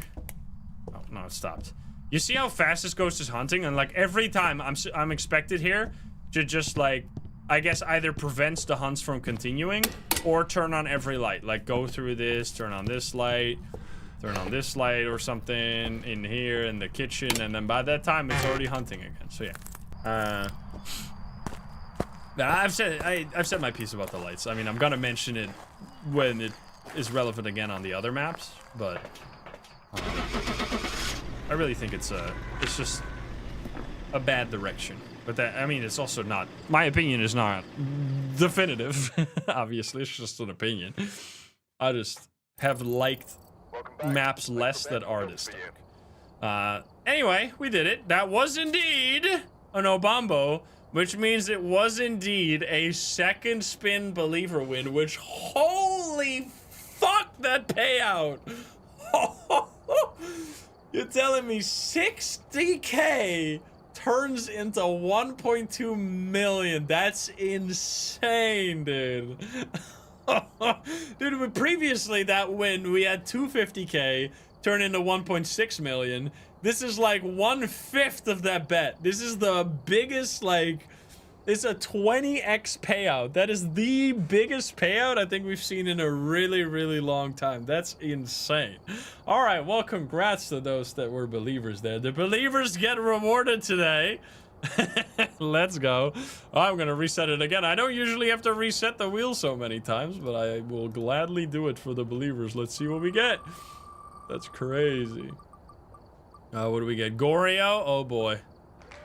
Goreo on where we're going? Let's see. Let's go to Nell's Diner. Let's do Nell's Diner. So, like, Maple Lodge and Sunny Meadows are kind of different vibes. I think Maple Lodge and Sunny Meadows also don't have those issues, because the darkness issue was not really in the game yet at that time. I really feel like it started with Grafton and Bleasdale, where you just, like, suddenly notice, like, man, it's so dark. Which, there's ways you can fix this, by the way. There is, like, an NVIDIA... I think there's, like, the default NVIDIA... whatever GeForce or something has like settings you can tweak so you can make it brighter.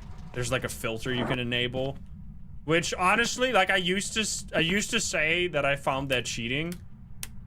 With the direction they've been going, go at it. Like, honestly, more power to you guys. I'm not doing it, at least as of now, because not the effort to do it is not the problem. The effort for me would be in the endless amount of questions I would get on, why does your game look different? Wait, how can I do this? Wait, can you explain once again how you do the NVIDIA thing? Because I want my game to look like this as well, and I'm just not. I'm not. I don't want to do that. It's just too annoying. So yeah, that's why I'm not. Plus, I'm also fine because most of the maps I play on are not this dark. And I tend to, like, avoid Bleasdale and Grafton a little bit because of that.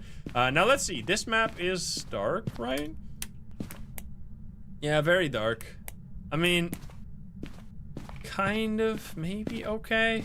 Yo, look at that. You can see that there's like a slight light coming out of the camera. Interesting. Is very dark, yeah, but it's also like a smaller map.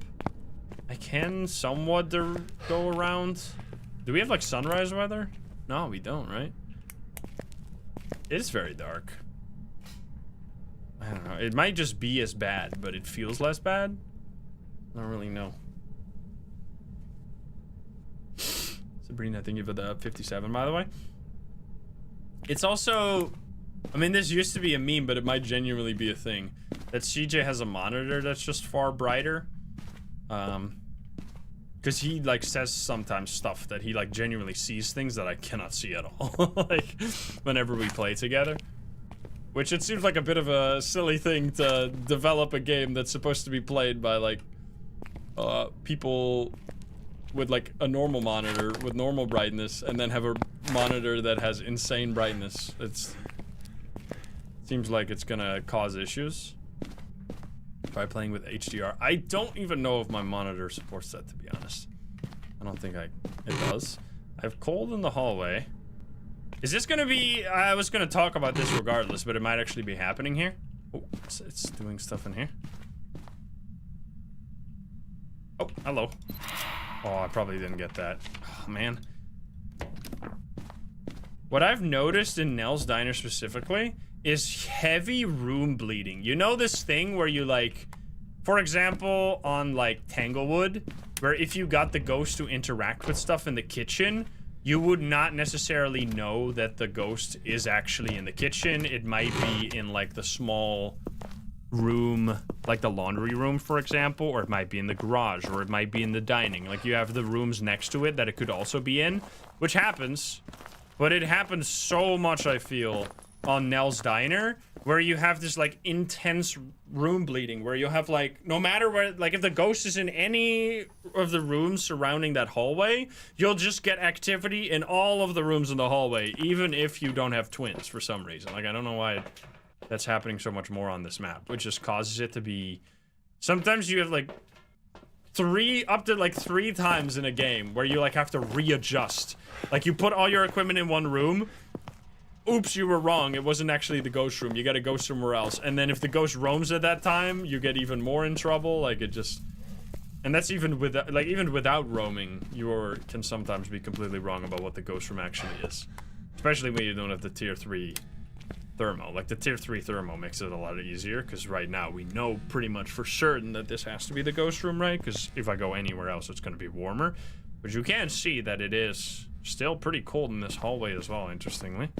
But then in here, it's 20 degrees. And then over here, 20 degrees as well. So probably in this room. You...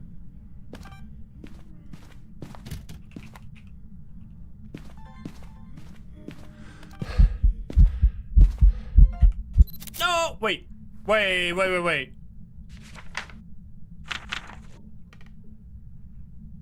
I can still see it. I don't think that was a phantom, right? I thought it just like disappeared exactly at the same time, but I think that was just coincidence. What did it just touch? It touched some kind of metal door. I don't think it's a phantom. Oh. What? Oh, there's lockers in here, are there? Ah, there you go. Lockers in that room. Check for fingies. Which, as I'm talking about, this is a perfect example of the room bleeding that I'm talking about. Ghost event, all the way over there. Ghost room is actually this one. Activity in the lockers. And then previously we had a throw, I think, in one of these rooms as well. Akira, thank you for the 33. Thank you. Alright, can you give me a sign? Is it here? Maybe it's not. I mean, it leads to, I guess, it's a different experience. It's just like kind of a frustrating experience sometimes.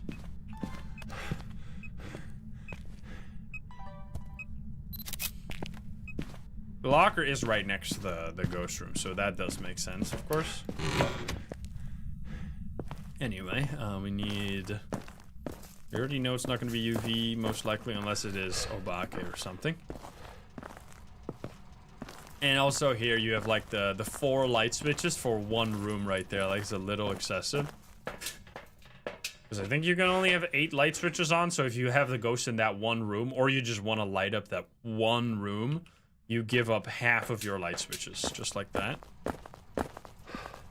I wonder why they made... I'm just thinking back to the main thing that is the problem about the darkness is that the ghost turns off the lights after a hunt. I wonder why that's the case, because it's just the way it works, you know? Because it's been that way since 2020. Like, since the game came out, that's been the way it worked. But I wonder what the reasoning behind it is. I guess, like, as a way for the house to cool down. Like, maybe that's it. Like, to leave this, like, creepy silence after, like, the spooky stuff happened. Like, the house falls silent. I can see that. That is kind of what it feels like. Where are you? Are you here? I guess also, I mean, it is also a way to show that the hunt is over, but it was in the game when the hunt was really obvious, right? Because when the game first came out, no matter where you were, the lights would be blinking on your flashlight. Even if you were like on Asylum and the ghost was hunting like nowhere near you, you would get the blinking light on your on your flashlight, and that was also the only way you would know. Like, there was no other electronic interference whatsoever. It was only the flashlight. Alright, we're gonna grab boom. I am glad, though, that they finally fixed the issue with the crucifixes turning off the lights. Because that was, like, in the game for a long time. And then it got brought back. And then it was in the game for a long time again. Super annoying. And thank you for the 5 months, thank you. Because that added even more issues with the darkness. Don't tell me you're out of this room now. There we go.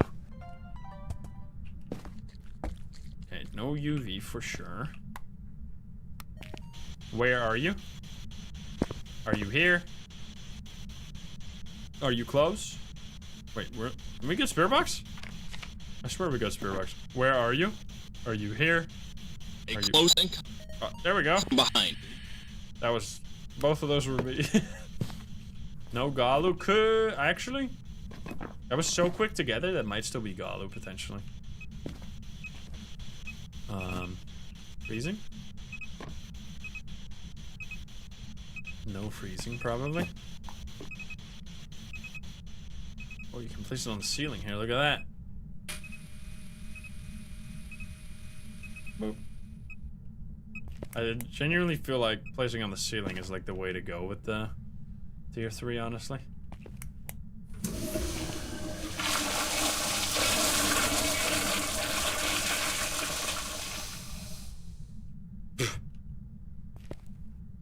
Good lord. Can you give me a sign? Hello? So many things here, but the ghost is not throwing very much. This is right. I think we're playing like default interaction. Oh, wow. Wait, was that only on the camera? No. I was for a second. Well, didn't we get Goryo on the wheel? Unfortunately, it can't be a Goryo because we got Spirit Box. It was regular dots. And it's definitely not a Wraith. It's definitely not a Phantom. What? Why didn't I get that? Why didn't I get the video?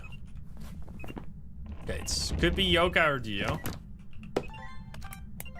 But I already got door moved, didn't I? Oh, man. Mimic? No, because it was dots. Alright, Dio or Yokai, I think. So that should be extremely obvious if we get a hunt. Which, by the way, this map and Point Hope, they're the only 2 maps, right? I'm thinking? They're the only 2 maps that have secrets that give you special badges. Right? None of the other ones. Maple Lodge doesn't have one. Sunny Meadows doesn't have one. So, if you don't know, I guess I can show you because it's really cool. It's a bit strange the way you have to figure this out. Actually, hello? Oh no, wait, there's an easy way to remember. Nell's Diner, right? It's Nell 415, right? It's 415. I think that's the... But you can see it here. So, it shows you over here. It's apparently a coincidence. It's not actually intended. Anyway, what does that number even mean? What am I talking about? Over here, if you hold a UV, there is this. There is down, up, reminder, down, up, right on this thing, which you only see with UV. If you don't have UV, you can't see it. And this safe has a 3-digit code, which is very obviously something that you could do, right? Because it opens up this, like, new UI that we don't have. Oh, it used a crucifix. In any other situation. So, those arrows you can find. For example, over here, there is a right arrow, and then if you follow it all the way out here, you will see a number 5 behind the trash. Now, it's very sneaky. There's another one over here, I think, at the sign. Which that is a 5. Over here at the sign, you have another one. You have an arrow with sticks pointing towards a 1. And then the last one, I think, is over here on the bulletin board, the entrance. This one. There is another arrow. A sneaky down arrow pointing at this 4. This is definitely one that blends in very well. So that's the 3 numbers. And what we noticed, which is like a really easy way that I'll never forget the number for the secret, is that Nell's Diner is the code. How is Nell's Diner the code? Well, there's 3 distinct, like, words in Nell's Diner. Nell, apostrophe S, Diner. So Nell is 4 letters, S is 1, Diner is 5. 4, 1, 5. That's the code. It's a total coincidence. I mentioned this to CJ, and he was like, he was so surprised. He was like, we did not plan that at all. It is just a wild coincidence, which is extremely, it's like, I almost don't believe it, but I don't, he has no reason to lie about it, so I'm assuming it's real. But it's really useful, because it actually means that you'll never have to remember the code ever again. All you need to know is that Nell's Diner is the code. 415, right? S is not a word. I know, but it's, I mean, no, it is. It's Nell, their diner, right? Is it, what does the S actually stands for? Nell, it does, it's a shorthand for a word. I mean, it's a letter. But it's shorthand for a word, right? It's not standing for is, right? That would be... Oh, Nell's... It's possession. It's like, Nell... It's a possessive word, whatever that is. But it must be shorthand for something, right? Anyway, I need to do the secret now. So now that we know the code... 4-1... I need to get a smudge, maybe. I might get killed here. 415, we can go over here, and we can go 415, which unlocks the thing. It's a bit scuffed. You have to like go open it. There you go, and you get a credit card. Oh, hello there. You get a credit card that you put into the ATM machine right here, because where else would you put it? Which, in order to put this in, you gotta like hold F. Excuse me, I'm busy. Gotta hold F, and then it'll give you $1. And then for some reason, oh my god. Child, please leave me alone. For some reason, you can like put it in here. Oh no, wait. You can put it in this one. I put it in the right machine first try, unless they fixed that. There was one of these machines you could put it into and it wouldn't do anything. I'm pretty sure that was a bug and they might have just fixed it. Oh god. I think, right? There was one of those machines that if you put it into it, it would literally just spawn in the machine again and it wouldn't do anything. Regardless. You get a coin, and then the coin you can put into the arcade machine, which leads to an absolute crazy situation. I just want you to fuck off. What is it? It's not a Dio. It's probably Yokai then.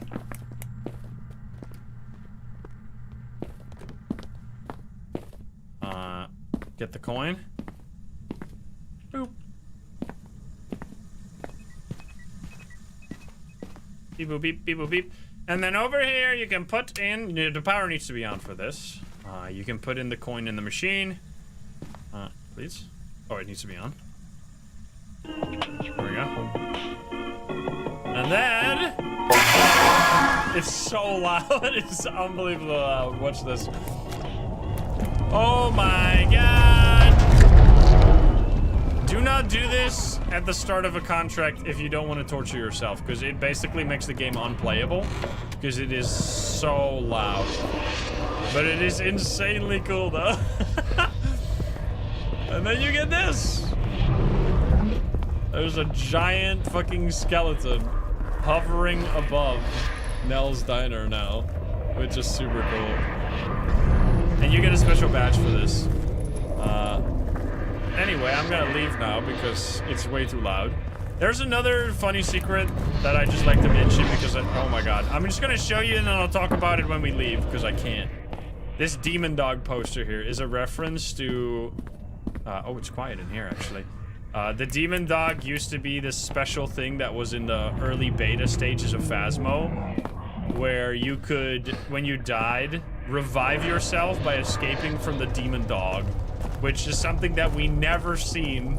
We only know about it because of like the devs telling us about these like early versions of Phasmo before the game came out, which is just something fun to think about, like what it could have been. Like there's an alternative universe out there where you have to escape the fucking demon dog every time you get killed by a revenant. Anyway, we got a yokai right there. I just wanted to show more details of that map, so it took a little bit longer, still 17 minutes only.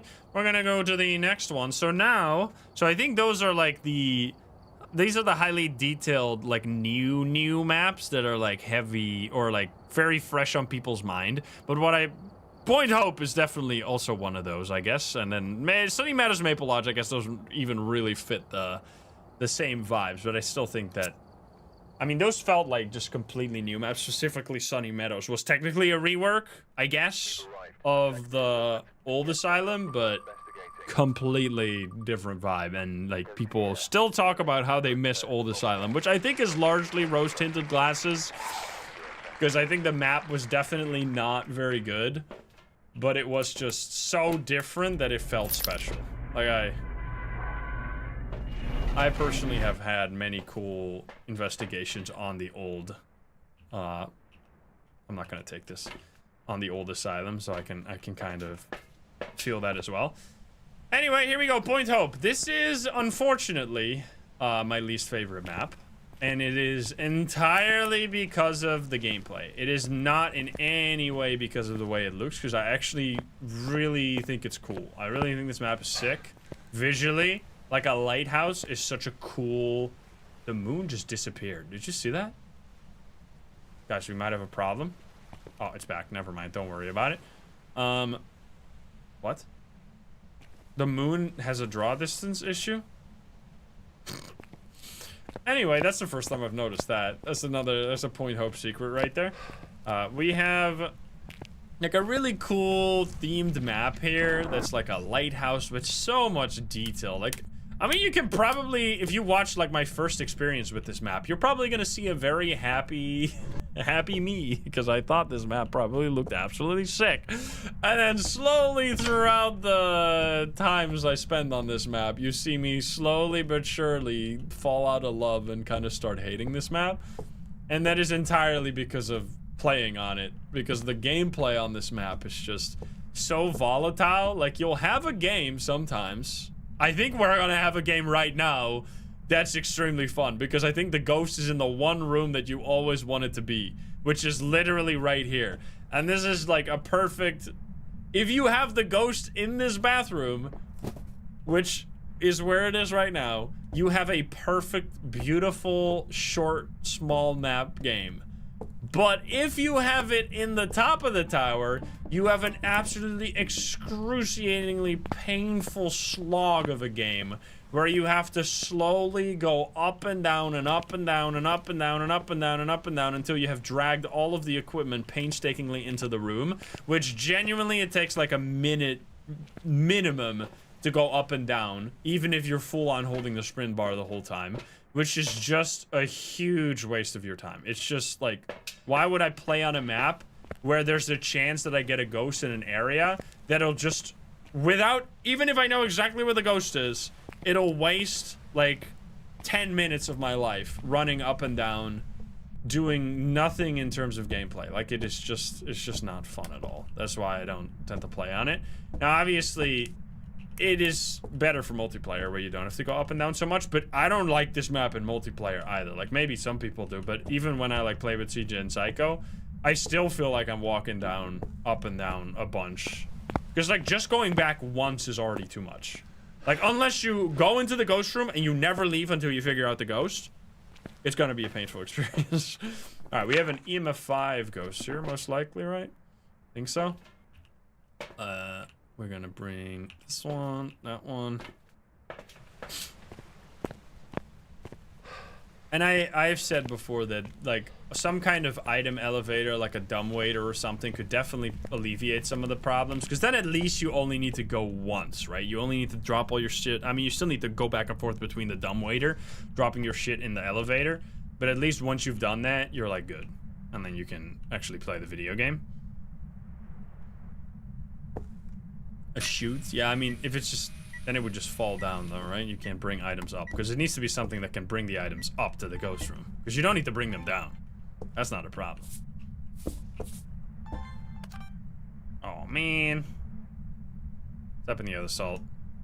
I want to check for thingies, actually. One of those pneumonic tube devices they have in some, like, steampunk... like in Shadows of Doubt, the vacuum tube. Can you do something? Are you a Galu?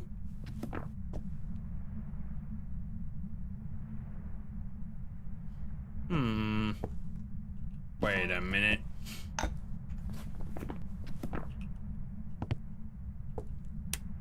Where are you?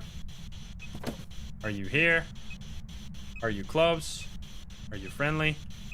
Ah, never mind. It's not a Galu for sure. It's not a Wraith for sure. Can you give me a sign? Hello, hello. Very bright in there.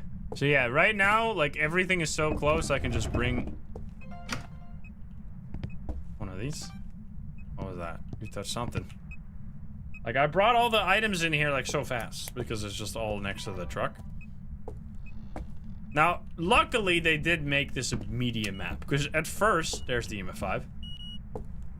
At first, this was considered to be a small map. Which meant that in those situations where you had the ghost at the top of the lighthouse... And it became, like, a huge slog. Not only did you... have a terrible time, but you also got horrible rewards because you don't get any bonus money from playing on it. Like, it would be the same amount of reward as if you were playing on Tanglewood, which is just not... So yeah, luckily, eventually they conceded that that would made no sense. And then they made it a media map. So now it is a media map. Which does mean that the hunts are longer, which I think is actually better, because one of the problems with this map, besides the, like... It's really only one area of the problem with this map is the walking. Another thing is that the ghost AI, when it comes to traversing different floors, is absolutely horrendous. They still have not worked this out well. It basically considers, like, if you're not on the same floor with the ghost, it's just randomly running around and doesn't do anything meaningful. Like, it's just randomly running around until it finds someone. And even if it finds you, it won't necessarily follow you down the stairs. Because the AI of a ghost is insanely stupid. Like, smart AI of a ghost would work as follows, right? Let's say the ghost, which, by the way, let's check out some of these different rooms. Let's say the ghost is coming down these stairs, right?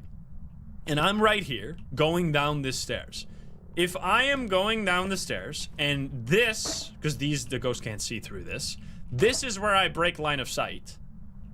If the ghost saw me do that, if it had any shred of intelligence, it would put one and one together, right? It would realize the last spot I saw you is here, which is on the stairs. Presumably, they didn't just vanish out of existence. Presumably, they walked down the stairs, you know? So then they would, instead of setting the waypoint here, set the waypoint at the bottom of the stairs, and then go look from there to see if they see you in this next room. That is not at all how the Ghost AI works. The Ghost AI will simply set your last waypoint as its destination, which is at the top of the stairs. And then it will just assume you vanished into thin air, no longer exist. And then there is a chance that it'll walk down the stairs, obviously. But there's an equal chance that it literally will just walk right back to where it came from. So, this makes no sense, obviously. Like, what it should be doing is that if it sets a waypoint at the top of the stairs, it should instead move that waypoint to the bottom of the stairs. And if it sees you at the bottom of the stairs, it should set the waypoint at the top of the stairs. It's such simple, like, it's such simple AI tweaks that they could make to make it, the ghost, feel a lot smarter on maps like this. Because it just makes the gameplay so annoying. Like, not only have you then spent a bunch of time bringing items up to the ghost room, but then you also are, like, struggling to interact with the ghost during hunts because it's like so stupid and can't find its way down, which is annoying. Now I should actually leave this here, because what I was thinking is that we should do the secret on this map, which is actually insanely cool if you have never seen it before. And hello there, buddy. Are you've not written in the book, maybe freezing at this point? Let me check. 1 degree. Could be wait, is Goryo? Goryo is good, right? But it could actually genuinely be a Goryo. Because I'm not getting any other evidence, which... Are we gonna get, like, the biggest believer wins of the fucking century here? Could be insane. I'm not seeing any orbs. No orbs, no spirit box, no fingies, no writing. Like, genuinely just has to be dots pretty much, which leaves us with these. At which point, like, Goryo obviously becomes the most likely. Anyway, I'm gonna go do a bit of a tour here. We're gonna take I guess it doesn't even really matter. UV we can take later. Alright, so now like, the detail here is super cool. It does have that problem. Is it less? It has the same problem of it just being super dark. It's a really dark room, which requires you to turn on lights, which is fine, obviously, because there's good lights on this map. So if you just turn on, there's 2 light switches per floor, which is unfortunate. But if you turn on the light switches, you can see just fine. Not necessarily a problem. And I love the details here, like the orange juice falling over, dripping on the floor. You got the ice dispenser that you can turn on. You have the friend angry thing on the fridge. You got all these different devices. Now, unfortunately, you cannot interact with these, which they made it on some of the newer maps that you can also interact with these, but the ghost can use the toaster, the microwave. This you can do, I think. Yeah, you can turn on the hood right here. I think it can use something with the oven, maybe. It can turn this on, but you can do that as well. Which, crazy ice dispenser, by the way, good lord. I don't know if you can do something with the washing machines. Because on Tanglewood you can turn these on, but you can't do that here. Anyway, we have the room with a somewhat decent loop. I think this is like a pretty bad dining table loop, but if you have to do it, you have to do it, you know? It's a cool room, though. And then we go higher, which this is the room. Yeah, this is the room where the secret starts, right here.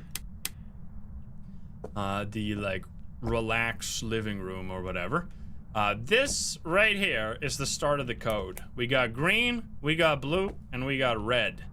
These colors correspond to billiard balls right here. If you grab the green ball and you throw it in there, then you grab the blue ball and you throw it in there. Oops. And then the red ball, which I think is this bright one, right? Yes, the bright one. And you throw it in there. It then makes a clank sound at the end of the table, which gives you this. It gives you a key that falls in here, and then this key, this is like such a crazy secret. I actually love it. It's just, it's so like, such wild steps to it. This key opens a small little door all the way at the top. Now we gotta go through these rooms. We have a, wow, a bone on top of the summoning circle. Look at that.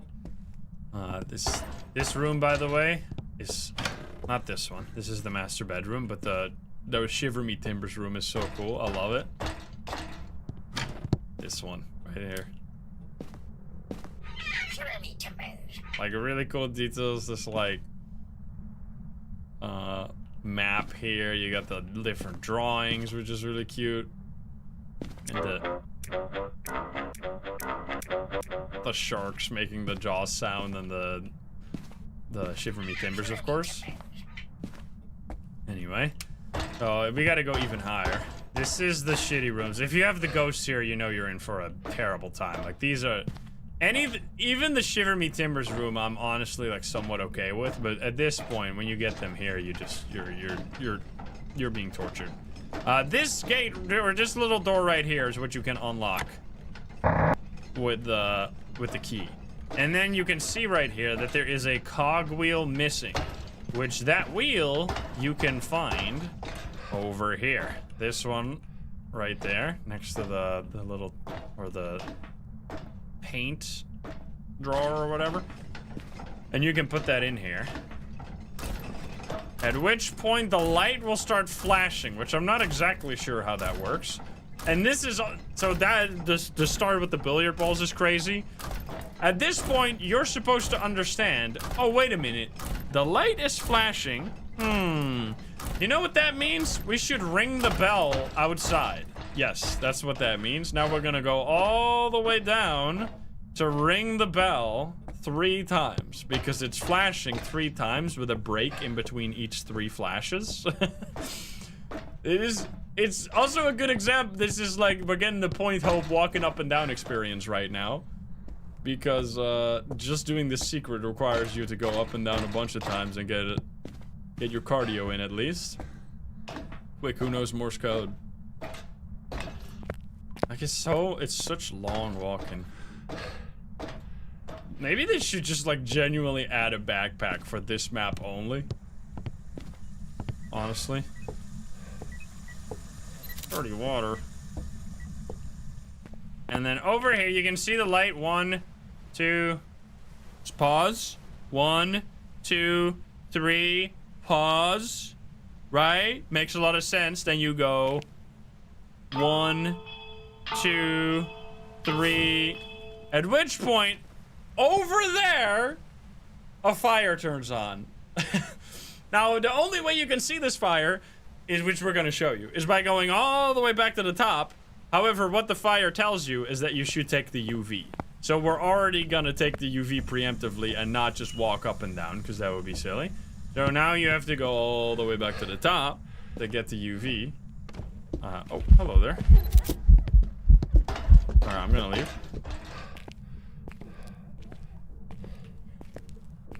Grandma, we're going on a trip. Meanwhile, our sanity is dying. Yeah, that's a thing with this map as well. Like, because you can't turn on so many lights, if you're walking up and down a bunch, you're losing so much sanity that by the time you finally brought the items into the ghost room, you are already low sanity. Which I guess you could just take sanity pills at that point. Which is, I guess, not that big of a deal, but it's definitely annoying. And it just leads to a situation where I almost never take, like, secondary evidence items on this map. Because if you wanted to take, like, salt, the sound recorder, the photo cam, that alone is already, like, boom, another full trip going up and down. Getting those items, you know? Anywho. So the fire that turned on is over there. Oh, this is hilarious. Because it's fog weather, you can't see it. They're supposed to, if there's no fog, you can see that on the floor over there, there is like big, like tree trunks that spell out the UV, the word or the letters UV. But we can't fucking see that right now. So if you did this on fog weather, you at this point would just lose, I guess. You would not know because you can't see it.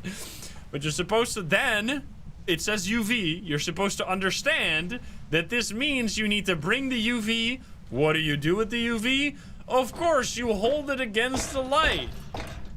At which point, it will start glowing purple.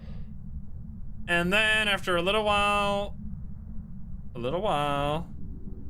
takes a little while.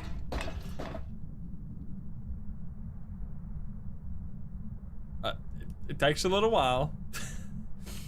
Hello? And you say, there we go. At some point, it will turn purple. And then you can see the ghosts of the lighthouse outside. Which is fucking sick, by the way. Look at this. So creepy. What the hell? It's a really cool, like, final reveal of the secret. But it's the steps to get here are just unbelievably convoluted. The thing is, you only have to do this once. I have to do it a few times here and there because people that don't know this, like, they need to have some way to for someone to tell him how to do it, because finding this out by yourself would be a crazy endeavor, of course. But yeah, there you go. You can see all these floating goats. Floating goats! Floating ghosts. At which point, now you're done. This is the end. This is the end. You get a badge once you leave. Which I can show you the badge because this badge is actually super sick. It's one of my favorite badges. Which, by the way, both of the badges for Point Hope are some of my favorite badges, because both the badge to play here 50 times and the badge for the secret are really unique. I actually really like the Nell's Diner badge too. If you have not gotten the Nell's Diner badge, you should get it. The Tanglewood badge is great as well, which is the one I'm using right now, the gnome badge. Anyway, I'm genuinely just gonna say this is a Goryo and just go all in on the believers, because I've gotten enough of Point Hope for probably a month's worth right now. Goodbye, Ghosty. You better let the believers win, or I'm gonna write you an angry email. I'll definitely not come back, that's for sure. Anyway, look at that. You can see them from here even, kind of. It's a little hard to see with the fog. Very cool. I really like this secret. It was such a cool moment. Like, I did not figure this out, by the way. Like, I just learned about it after other people pieced it all together. No! A man can dream. What was it then? Freezing? I guess just delayed freezing. Or maybe weird spirit box, because we did not have spirit box, right? We had only EMF. I'm sorry, believers. Wait, that's still a win? Wait, that's still a win? It was twins or Goryo? No way, dude! That's insane. What? I already forgot. That's crazy, dude. The luck, man. Today is wild for the believers. Dude, look at that payout. What the fuck? It's like, people were like, oh my god, we're gonna get wins today. Better go a believer this time. So there were more believers, but that's still a crazy payout right there. All right, well, congratulations once again. I guess we're doing another reset for the wheel here. What the hell? Crazy. Nope.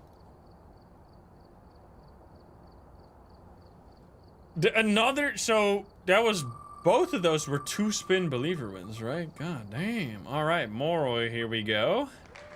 So I can show you these badges, by the way. I should. Yeah, I did get that one wrong, but we got a believer win, so I will take it. We have the, this is the secret badge, which is really cool. I definitely think you should get this one if you haven't gotten it yet. Plus, not a lot of people would have this. Like, not a lot of casual players would know where this badge is from, so that's a cool one. This is the badge from playing on it for 50 times, which is also really cool. I really like that one. I think one of my favorite ones, though, is this. Look at the badge. This is the one for Nell's Diner. Playing 50 games on Nell's Diner, you get this one. It's so cool. You have, this is for the campsites, which is fine. This is this. No, this is if you spend money in the game. Like, if you buy a bunch of items. And this is the, like, Ghost in the Machine, Nell's Diner secret badge. Any other really cool badge? I mean, there's some, like, drop badges that were really cool. The Halloween badges. I mean, there's lots of badges. This one's really cool too. This is the super. This was like a drop badge that was literally only available for like a few hours on one single day during TwitchCon at one point last year, which this is probably the rarest badge outside of like really early badges. That's probably like the rarest badge in the game. Anyway, we're gonna go back to let's rock the ferryman badge, because we just unlocked that supposedly. And we're gonna go to, so we have 2 maps remaining, right? Maple Lodge and Sunny Meadows, which Maple Lodge, I mean, this map you might not even realize is technically a new map. It's like a new map in 2 ways. I still feel like, well, Maple Lodge was added after the game came out, which I guess makes it new if you want to use that as your benchmark. But it also has had a rework. Now, the rework is not like the Tanglewood or the Grafton or the Bleasdale rework. This rework was purely for performance. it was not, the assets were all the same. They made it just much less open so that there is many more ways for the, like, for the performance to be improved. For example, like they have all these walls here. So if I am looking at a wall like this, it doesn't render any of the stuff that's behind the wall right now. Like it's not there. And then once I open the door, it spawns in seamlessly so you don't notice it. But it means that they can save a bunch of render stuff by not having these things be there. But then as soon as I open the door, there they are. It's like magic. Now they're here. Now they're literally not existing. Like, it spawns in so fast that you cannot see that, obviously. It's like the light in your fridge. You never know how it turns on. It's magic. Now, there's some cool secrets here, though. You have the, like, the Blair Witch effigy over here. And you have Slender Man on this map as well. Warning bears. Slender Man. This is where they, like, started doing some of these secrets. What cursed possession? Do we have board? Board is in here. No board. Now, it also has the problem that, like, why... I personally like this map because it has a much... Like, if I want to go to a campsite, I would prefer to go to this one because here at least you have, like, different types of ghost rooms. And then Camp Woodwind is just, like, also at the bottom of my list of maps I do not like to play on. I don't like to play on Camp Woodwind, and I don't like to play on Point Hope. Pretty much any other map, I can be... I mean, I can be in the mood for a Point Hope or a Camp Woodwind, like, sometimes. But it definitely doesn't happen very often. Whereas this map has, like, much more variety to it, because you have the, like, reception area, which is very different. And then you have my favorite... I don't play on this map very often, by the way, just for the record. But my favorite type of ghost is when you have a ghost in the cabin. It feels... This is, like... It's such a different type of experience. Because, whereas on, like, Bleasdale, if you get an outside ghost, it's, like, the one area that's outside, if you get a ghost there, it feels annoying. Here, it's, like, if you get a ghost that's in the cabin, it's like there's a house on this huge outside map that feels like an entire map on its own. It's like you have two maps in one, you know? It's, like... kind of a unique vibe. You can now fully see the dead body. Wait, what?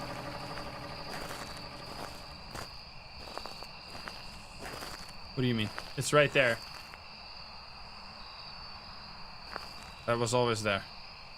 There's a dead body underneath. I think that's just, they just put that there. There's no real, like, lore implications to it. Oh, yeah, it's also bug. I mean, Maple Lodge specifically right now is a huge bug that I guess we can also show you because it's very funny. This is obviously one of the most well-known secrets, which it seems to be floating above the water right now. What? Did they mess up the water? What's going on here? I don't know what happened there. Anyway, CJ moment. Let's check inside here. Little thing to know about this is that you need to unlock this door before the hunt starts. If you try to unlock it during the hunt, I'm pretty sure you can't. Which is kind of like bugged as hell. Now, this map is currently broken. I will show you. Because they replaced the car in Tanglewood, they also accidentally replaced one of the cars here, which has created like an area where you can clip out of bounds and you can fall off the map. It's very weird. You can see the Point Hope Lighthouse. Yeah, that used to be... They did this April Fool's event. Well, it wasn't an event. That was why people got upset. They did April Fool's patch notes, where in the patch notes, it said that they added a new map, a lighthouse map. But all they did was adding a lighthouse on Maple Lodge in, like, the corner. Seems like it's here. And then people got so mad that they never did that again. That was a one-off. That's the only time they've done fake patch notes, which I probably a good idea. Don't think that's... It's prone to make people happy, especially when at the time there weren't that many updates, so people were like, what the fuck? You're gonna tell me there's an update and then it's just lies? Yeah, anyway, let's show the thing over here. I did just drop my flashlight, so I'm not gonna go all the way out there. I'm just gonna show you real quick that you can go out here.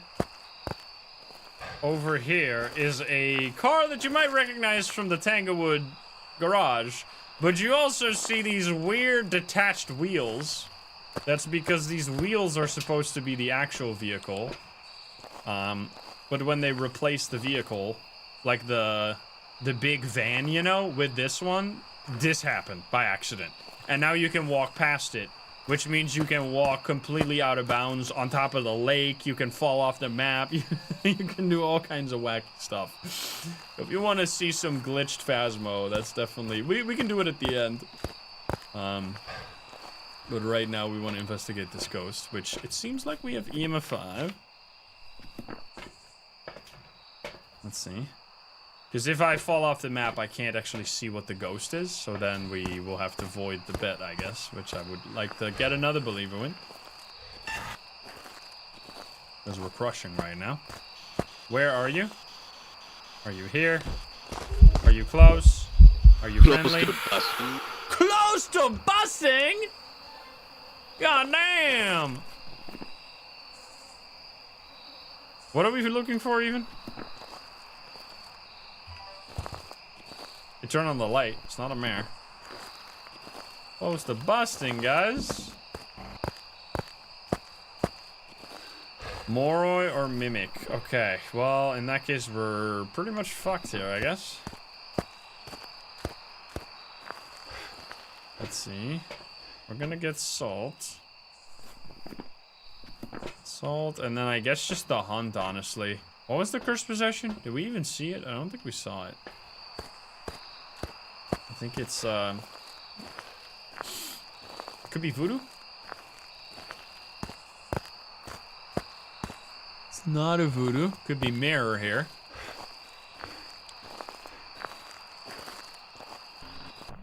It's tarot cards, maybe? Tarot cards or monkey paw, I think.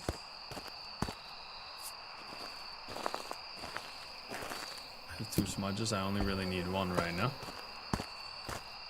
It's not a monkey paw, so it's gonna be tarot cards then. I don't actually know if it's gonna be walking through these, but whatever. Tarot cards are on this table here. Should be. Or it could be music box, actually. I didn't check for music box. Music box is at the little campfire site right there. But you can't light this one, right? You can light this little campfire. Yeah, there it is. Look at that. Still have not fixed the fire. When will they ever fix the 15 pixel fire? Nobody knows. Shit is so ugly. Unbelievable. Alright, here we go. It genuinely might be the worst. It's the worst fire animation I've ever seen in a video game, second only to Phasmo when it first came out, which it was literally just a PNG of a fire. Honestly, that might have been better than this. Because this is just unbelievable.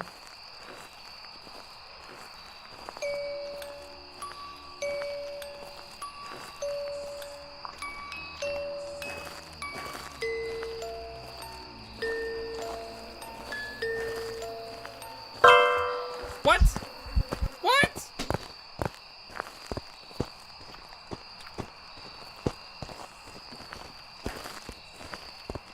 Mr. Wraith? Wraith? Oh, no, it's not a Wraith.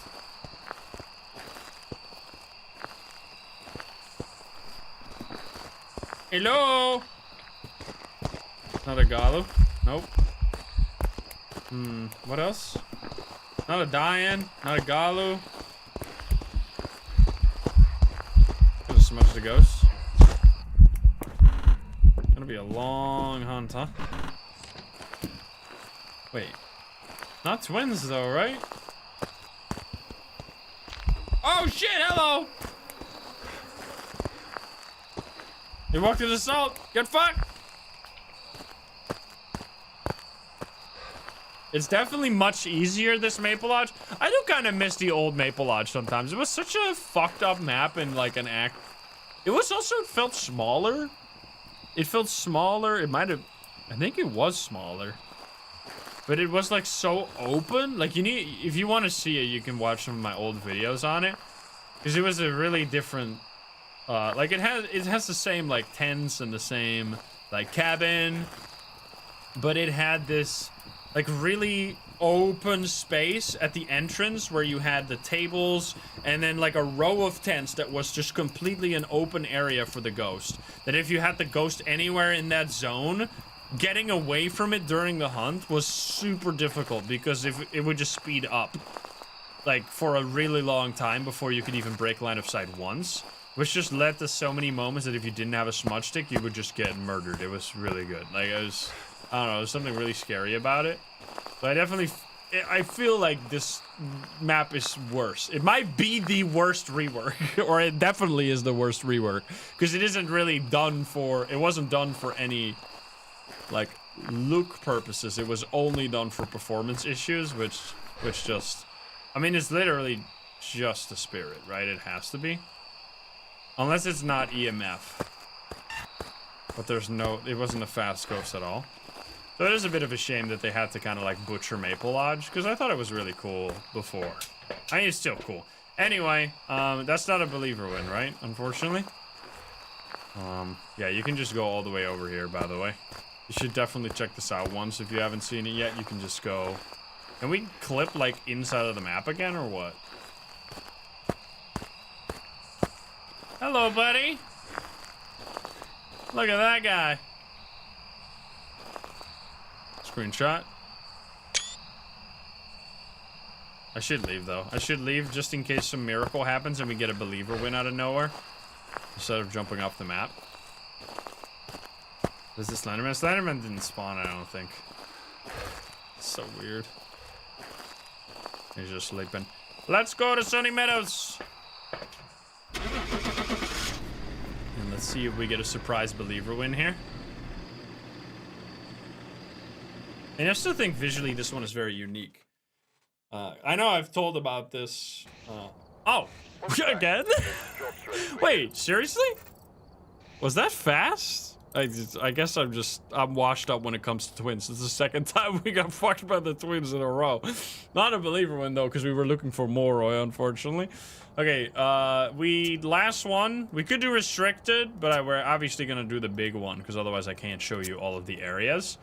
There's actually a really unique secret on this that I'm not going to show right now because I don't have the setup for it. But if you set 6 or more cursed possessions, including at least the summoning circle, you get a special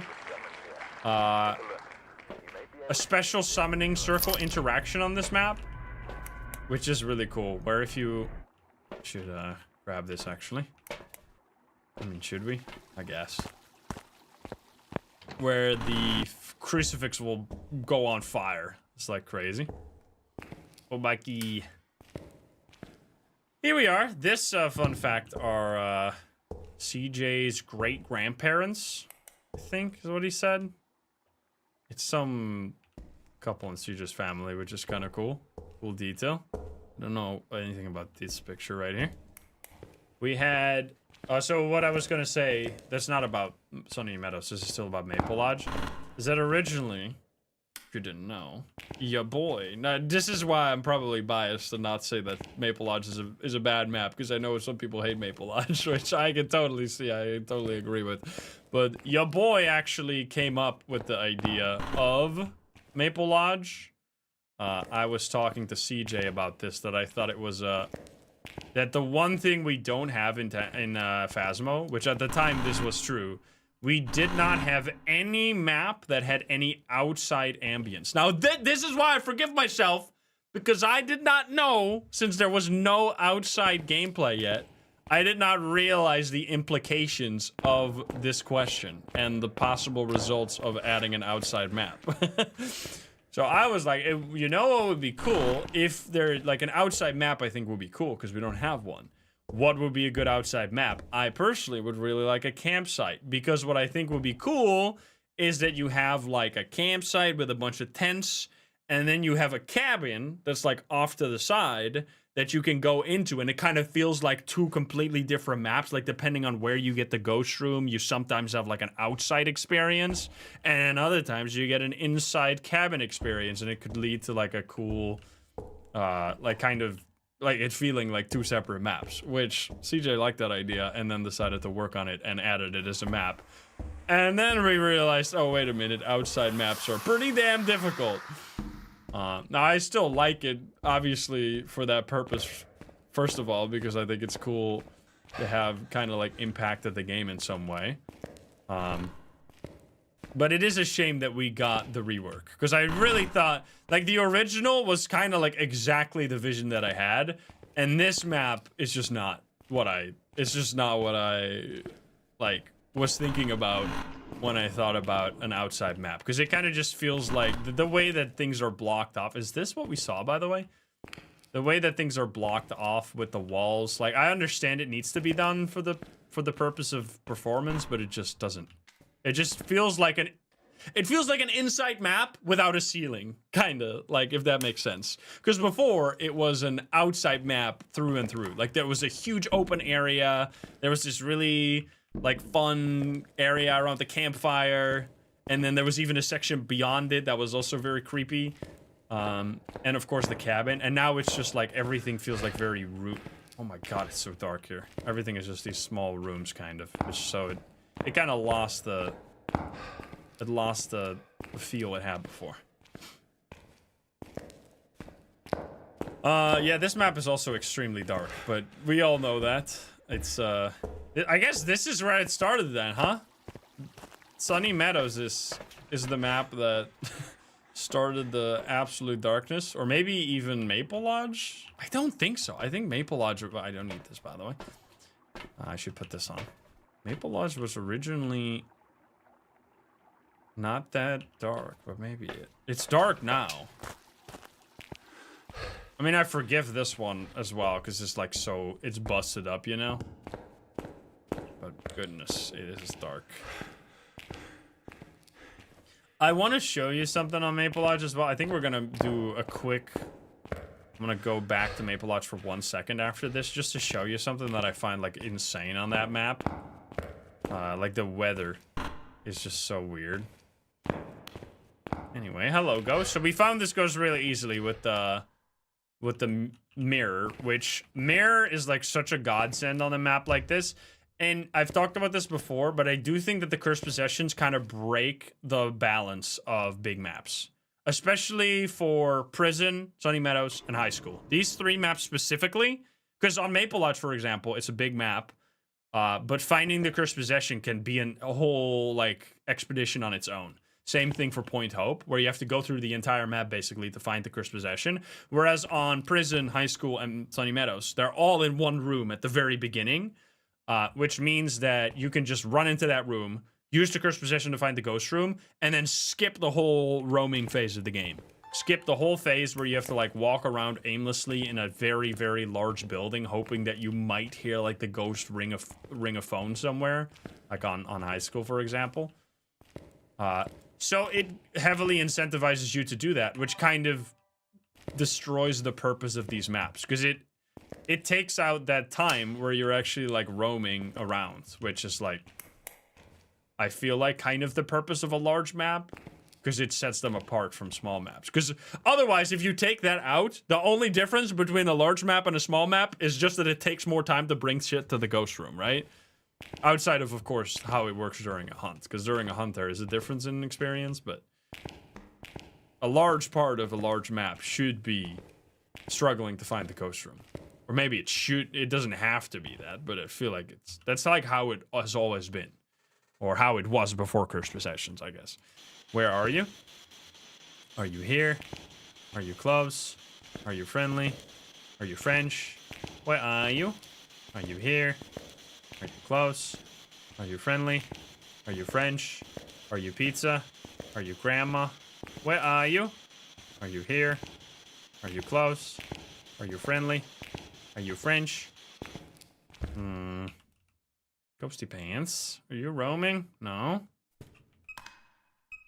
EMF 3, never mind. So quiet. Are we gonna hear all those sounds? You hear that sound? That sound also cuts out so beautifully. Oh, hello.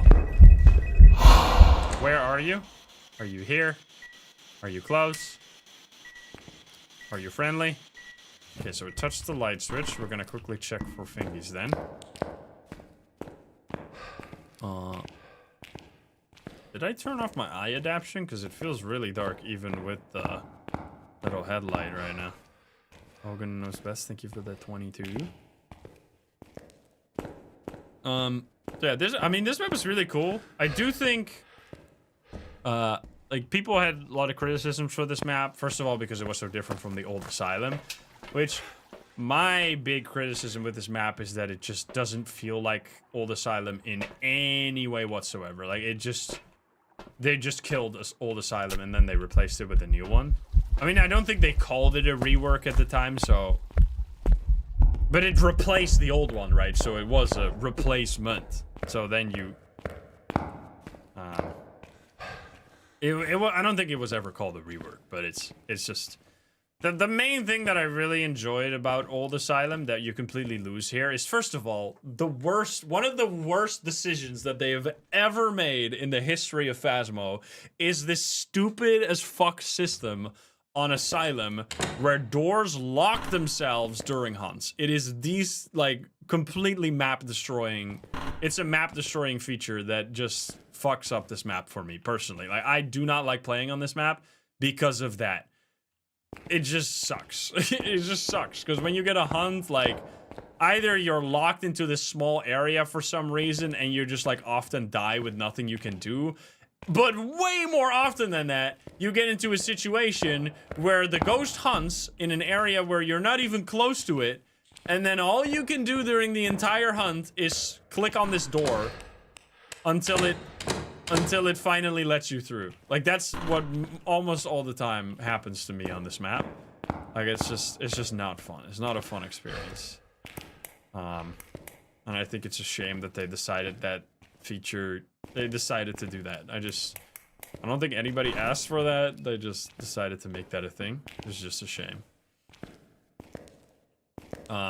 They have said that they want to change it to make it so that it will only do that when you're in the same area, but I've said this 100 times about now, and they have said this long ago, and they have never done it, so... They have said that they want to do it, but you can say that you want to do something and then never do it, so... I don't know if we're ever going to see that, but hopefully eventually. Because that would already solve one of the big issues where you just, like, get into a situation that the ghost hunts somewhere else and then you just can't do anything, you know? It's just not fun. And then another thing that people had criticism about is that this map has some, like, really crazy... like, we should check that out. I want to quickly actually interact with the ghost a little bit before we start roaming, and, like, I want to go to a specific area, like the restricted area. Because that area looks so crazy, like, they did some fucked up human experiments here, that it becomes immersion breaking. Because, like, we're not, like, sent by the Men in Black. We're not, like, an undercover CIA government agency that tries to cover up, like, murders caused by ghosts, right? Like, that's not our purpose. We're just ghost hunters. And the fact that those areas exist mean, like, if you would find those as a ghost hunter, you would be like, alright, time to report this to the police because, there's clearly been some human murder here that was not caused by the ghosts, but actually done by evil scientists. But obviously that's not a thing because this is not a story game, so you don't do that, which, like, takes you out of the experience. I can see how that takes you out of the experience. I do think it's cool. I think it's like a nice spooky thing, but yeah, it definitely is a bit silly. Anyway, I need, I guess, a smudge stick, and then we have all the other things already in there, I think, but it's not really gonna do very much. Yeah, the main thing that I really enjoyed about Old Asylum was these long empty hallways, man. Like, I have screenshots of like, I mean, I guess it was on 90 FOV, but there is screenshots on that map where if you stand on one end of the hallway, you could see the door at the end of the hallway. It would literally be the size of the little red dot on the screen right now. Like, maybe not literally, but like, it would be absolutely minuscule. That's how far you could see. Like, you could see so far down these empty hallways. And it led to these moments that I definitely miss on this one, where you had, like, not heard anything. Because there were no cursed possessions at the start, so you were just walking around aimlessly, looking for the ghost. And then suddenly you turn a corner, and you see that a door has been opened, and like a small beam of light is shining out of the door at the end of the hallway. So you know that between, like, the ghost is right there. You know that that's not supposed to be that way. But you're really far from it. So that moment where you have to, like, drag yourself to the ghost room, you can see far in the distance, there's a ghost right there. I know I'm gonna go far away from my safety getting to the ghost room. And you slowly creep your way towards it, like, dreading having to run out of there in case a hunt happens. Like, it was just this completely separate experience that you just don't have in the game anymore. It's just completely been removed. So I do think we lost a little bit of, like, we lost something when that map got removed. So I do think, I do grieve Old Asylum for that specific interaction with the ghost. I thought was just, like, really cool and really unique. Now, in terms of gameplay overall, this map is much better. Like, there's much more items, much more detail, like somewhat of a story as well, with, like, the Lisa model in the basement having some, like, UV secrets on the wall. Like, there's much more to it, but just the simpleness was very cool. Anyway, what do we got here? Oh, wait. You maybe? No, you're not a Yurei. It's not Spirit Box. It's not writing. Freezing after... No. Can you give me a sign? Where are you? Are you here? Are you close? And it definitely felt more in line with, like, a normal asylum. Holy shit! Instead of it being like this obviously human experiment type asylum. Okay, well, we have no writing, no freezing, so no demon, no freezing, no spirit box, no freezing, no ghost orbs. Wait, are we actually just, like, cruising? Is this not for real? Or a Goryo? It might actually be a Goryo this time. Because what else could it be? Maybe EMF 5? Could be like EMF 5 or dots right now, I think. It's not freezing, right? Because it's... Yeah, it's not freezing. So then we also know it's not... Wait, we checked for ghost orbs, right? Let me check again. Where did I put the camera? Did you throw the camera, you piece? I put it down somewhere, didn't I? Wait. Oh, you threw it all the way over here. What the fuck? Definitely not orbs. Excuse me. Okay. Where are you? Are you here? Are you close? Are you friendly? Could be a poltergeist, maybe. Then it would be... What would it be? Excuse me. Rude. Thought it was on for a second. EMF 4. Okay, so, we know it's not Spirit Box and writing, so it's not a poltergeist, actually, then never mind. We know it's not ghost orbs. I'm ruling out evidence in nightmare mode. If you have 2 evidence that you know it can't be either of them, you know that any ghost that has both of those evidences is impossible, so you can rule them out that way. We don't know dots and we don't know EMF. Those are really the only ghosts that are still available, right? Yeah. Only... Oh, hello. It's not a shade, but we already knew that. Okay. Probably should go. Oreo. Guess I could see it this way, but that looked kind of Ura-ish, but probably gonna hunt again. Can you give me a sign? Do the dots, man. Holy throw, though. What? It's kind of doing big enough throws for it to be... Oh man, too late. It's very tight window. For it to be poltergeist, but it shouldn't be a poltergeist because it threw the writing book. Nice. It threw the writing book and it did not do freezing, unless it's freezing now.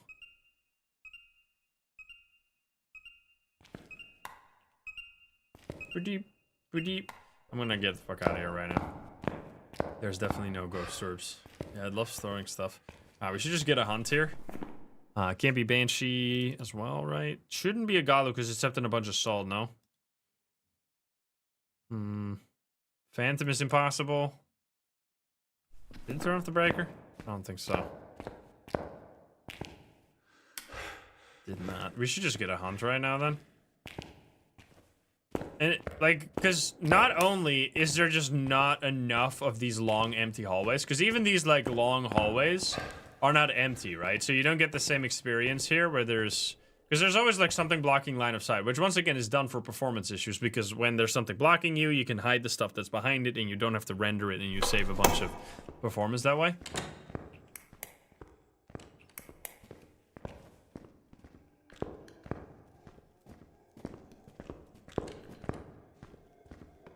Not a djinn. Sounds normal, right?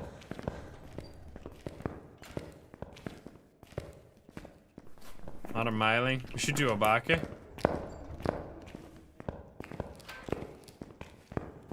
Hey!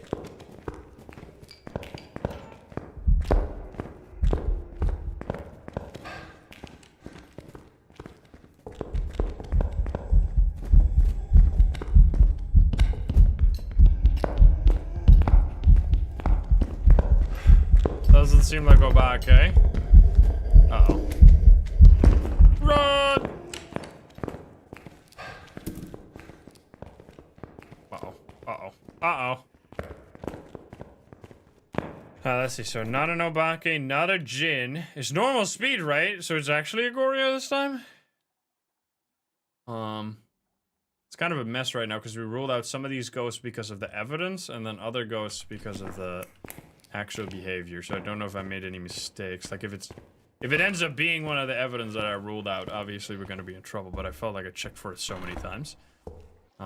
Like how do you, I mean, I guess we could check for dots, but I don't know, man. Anyway, I'm gonna take the pills because I quickly want to show you the, we're gonna take a dot, or a smudge as well. I'm gonna show you the restricted area in case you haven't, because I don't go here very often. I want to see it again. Twins again, guys. I should also take the UV actually, because then there's more secrets with the UV, which is really cool. I mean, Goryo, when you get no evidence, you usually are thinking Goryo, which is why I was thinking Goryo before, when we got the surprise twins believer win, which made up for it. Because it wasn't fast, right? It was just normal. Like, I was over here, and it stepped out of the room, and it didn't get any faster right away, so it's not a djinn. Anyway, so yeah, the door's locking makes it so that you can't have these moments where you, like, have the ghost hunt in one area, and then suddenly you come face-to-face with the ghost. It just leads to basically, like, you're either right there with the ghost in the same area, and then you have a spooky experience, or you will just not find the ghost during a hunt. Which is just... And that makes me even more upset, because that's something that could just be fixed. Like, they just decide not to. Like, they decided to implement it this way, and just make it so that you will, like, more often than not, have no interaction with the ghost during, like, 90% of the hunts on this map. Because most of the time the hunts happen when you're like going back to the truck, and then you get hunted right before, and then the door is closed and you're just sitting there doing nothing. And what felt so ominous about the old asylum is that it was at a time when no matter where you were, your flashlight would be blinking. Remember that? So you would have the flashlight go crazy even when you weren't anywhere near the ghost, which led to you like having this tension where it was like, is the ghost gonna find me or no? And then sometimes the hunt would just end and you would be like, oh, I guess I'm okay. Yeah, this room, for example, this is the room I think that people mostly reference when they are like, yeah, this map seems a little unrealistically try-hard. Because first of all, how the fuck do you get this to be like this? Like, did someone... This is like a Resident Evil fucking head explosion room. This is some shit you would see in Resident Evil. Like, not in Phasmo, the supposedly realistic ghost hunting game. Like, come on now. So yeah, I mean, I love this room for just the sheer absolute ridiculousness of it. Like having a ghost here with the squishy noises and like every time this gets thrown, by the way. Makes like meat slap sounds. Like, come on. Yo, welcome in, Raiders. How you guys doing? We're doing a bit of a tour of the new maps, which I am counting Sunny Meadows as a new map. Just talking about them. What do we like about them? What do we not like about them? So if you have any opinions about that, feel free to share. Hope you guys had a lot of fun. And welcome in. Thank you all for coming. So yeah, we were talking about how this room is fun, but also very ridiculous, because it's it's a room filled to the brim with meat all over it, which doesn't really seem to fit in with the somewhat grounded, realistic ghost hunting experience they're going for in the rest of the maps. Yeah, there's also like, I mean, these rooms here with like the torture fucking chairs with all the... And the fact that they have so many of them is also insane, by the way. Because you would, like, one of these rooms is already crazy. But you're telling me they needed like 7 of these rooms to parallel torture all these people at the same time? Like, they have like 4 rooms where they can torture people all at the same time. And then one of them literally just exploded. Industrial level torture, right? And then this room as well, by the way, where you have all the brains in jars. Is this still bugged? Or did they fix this? Wait. Oh, you can't even pick it up anymore. Oh, come on. There was one of these where if you picked up the jar, it would just... I think it was that one. You could pick up the jar, and then the brain would stay outside of the jar. So you would have like a floating brain. Anyway. Yeah, you get all these like weird things. You get these teeth right there. You get this little bath of very pixelated teeth. What the hell? What's going on there? They're like slightly floating, by the way. You see that? They're like moving around, but you can barely see them right now. I don't know what's going on with the rendering of that. Anywho, we should have a Goryo here. I want to show you... we should end with the one game on Tanglewood. Because I think Tanglewood is like a really good type of rework that I'm really glad to have seen now. And hopefully when they do Ridgeview, Edgefield, and Willow, we're going to see them all in that type. And because I don't know if you guys, like the people that just came in as well, have played much on Old Asylum. Oh wait, I should just show you this real quick, the UV secret. Yeah, you're right. In this room right here, there is this is an isolation cell covered in some blood.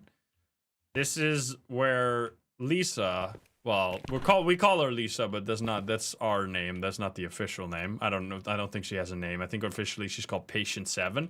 If you have a UV, you can see that she was here for a long time. A very, very long time. 20 years. Yeah, someone tallied it and it was like 20 years or something if it was days, I think. Now there is, we can see that she did not ever leave this place, unfortunately, because you can actually see Lisa right here in the morgue at the very edge. Which these hallways are very creepy. Like, I still think it's a really cool map. It's just that the old Asylum had such a liminal space feel to it that was really unique. Yep. Rest in peace. Now she's just stinky. So many flies. There she is. Rip. Which, by the way, this is the other looping spot where you can loop ghosts that are crouched. It's, I think, really the only other looping spot like that, besides the one that's new on Tanglewood. Alright, well, let's get the hell out of here. There's, of course, like, lots of rooms here. We didn't go to every room. I mean, this is actually one of the big maps that I go to the most, because this is where you do the Apocalypse Challenge, you know? So you've probably seen me play on this map far more than you've seen me play on, like, Prison and High School, so... I think we don't have to go into every single room, spend like an hour walking around here looking at all the little details. There is, however, a pretty cool secret on this map as well. So the one with the burning crucifix. The other one is that this is the only way to get this. If you've never... You can go to items here, and then you can look at cursed possessions. If you look at the monkey paw, it says found wishes. And then it shows you the different wishes. Which, the way you find these... is not, I don't think you can get them this way, by doing these wishes, and then they will show up once you've gotten them successfully. I think the only way to show them, maybe that's how it works, but how I found these is you can find these little, little notes on Asylum that will show you all of the wishes. So, for example, here, there is this little tag. Wait, did they move it? I swear it was there. Wait a minute. Did they change this? Wasn't there a tag here? Well, apparently it's not there anymore. The ghost threw it during a hunt. Are you fucking kidding me?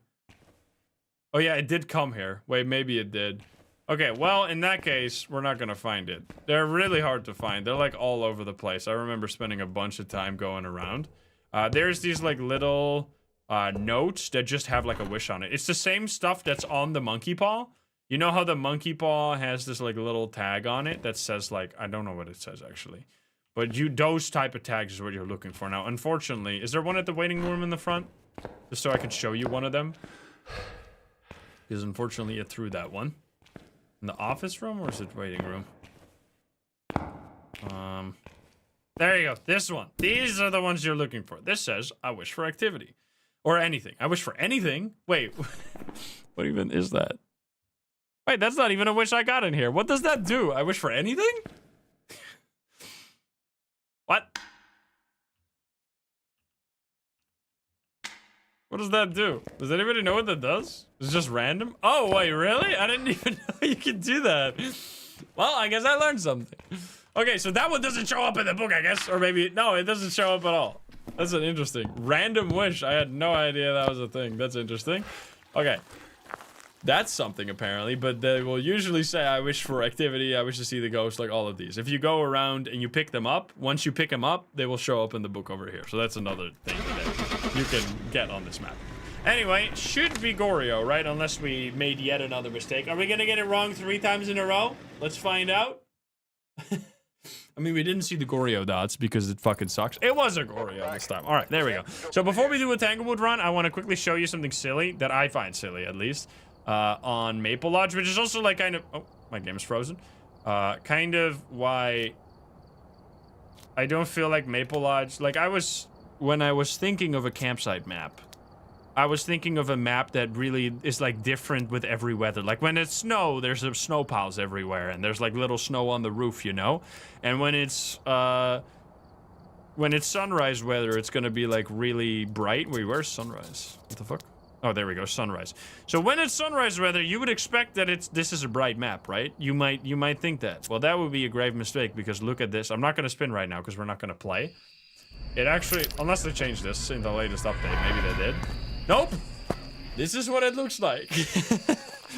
Which, I don't know, man. I don't really feel like this is very good. Apparently, when I pointed this out to CJ, he said that he used many reference images, and this is what it's supposed to be looking like.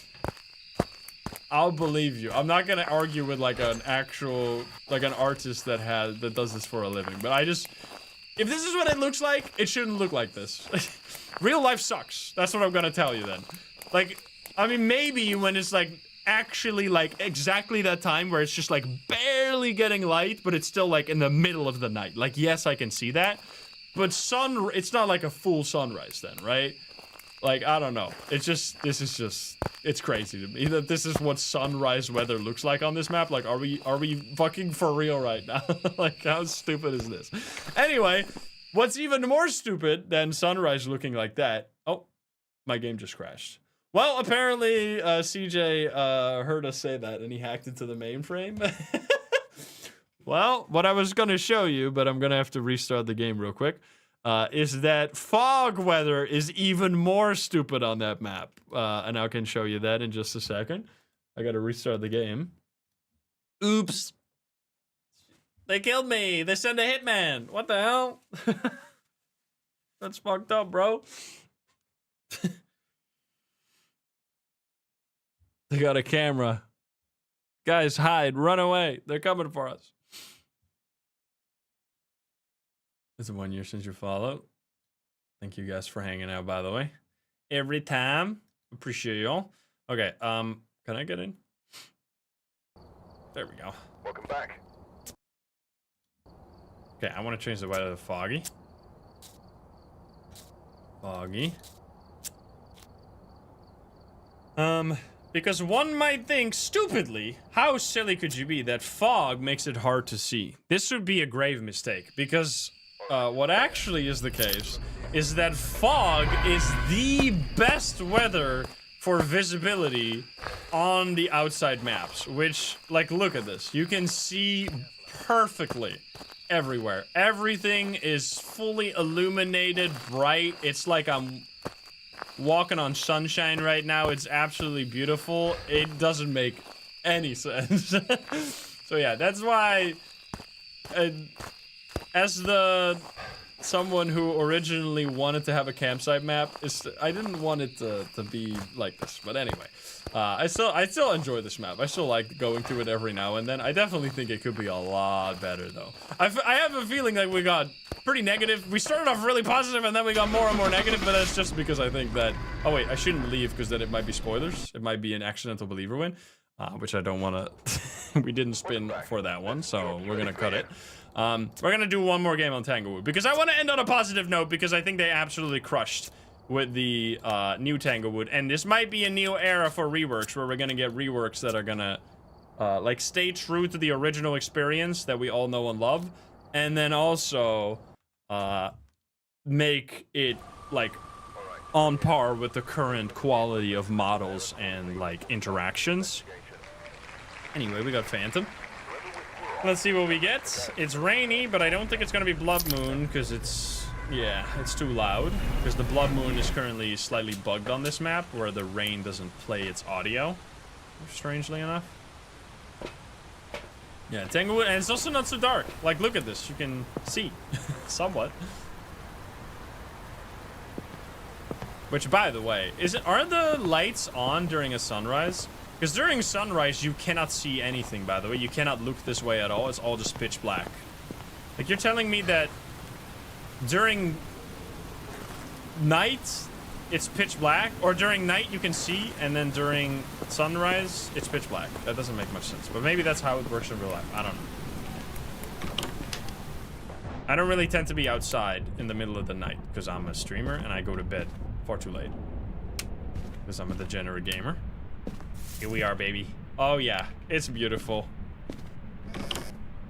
Oh, I heard a sound. Catophile, thank you for the 3 months. Oh, it's so beautiful. It's so good. And it's still, like, the same map. Except the kitchen island, of course. But we got a better... Or, well, not a better, but we got a similar loop right there to make up for it. Is that over here? Ooh, that was not over there. It's in the dining room. Well, hello there. They did lose the pool, because there used to be a pool outside. Can you give me a sign? Hello, Ghosty. I'm gonna grab some stuff. It still has that like super snappy, like you find the ghost room so fast, even when you're not using the cursed possession, and then you just like instantly start investigating. The room is really close no matter where it is, so you can just quickly bring in the equipment.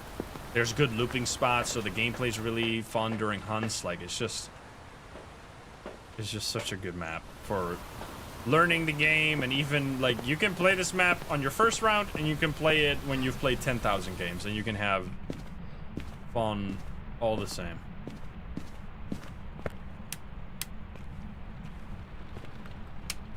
Any Orbeez? No Orbeez. Can you give me a sign? Where are you? It's far and wide. Ooh, far.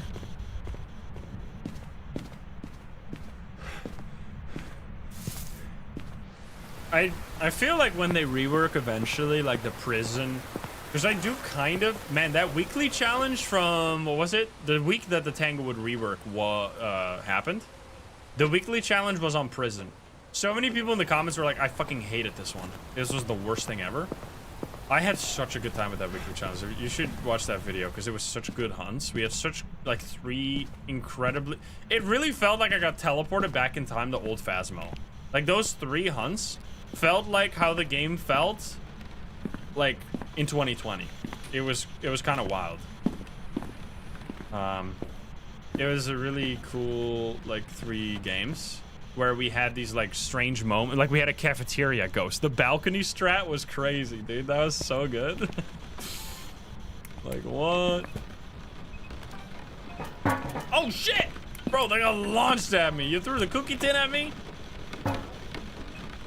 Rude. Damn, that was a big throw. So yeah, I feel like we are gonna get like a similar type like Asylum situation where when they eventually rework prison and high school, which by the way I think they should because most people don't like those maps, we are gonna lose the like liminal space-esque nature to them right now because they just have this like openness to them that just leads to these old-timey Phasmo moments where you have, like, the ghosts run at you from really far down the hallway. Like, before you can even hear them, they're already super, super fast because they saw you from extremely far away. Hallway ghosts, we'll never get those again, unfortunately, because those were... I mean, I'm saying unfortunately now, looking back at how unique that was, but man, was it fucked at the time. It was definitely not good for the gameplay, but it did lead to some cool moments where you just were like spending an hour on one game because it was fucking impossible. Yeah, we don't have a mare. We have writing. Hello there. And wait, writing and spirit box. Wait a minute, guys. But it's probably a poltergeist because that throw was crazy, right? We can do a hunt though. Yeah, I gotta show you this room too, by the way. Let me get a video real quick. No. No! Rude. Go!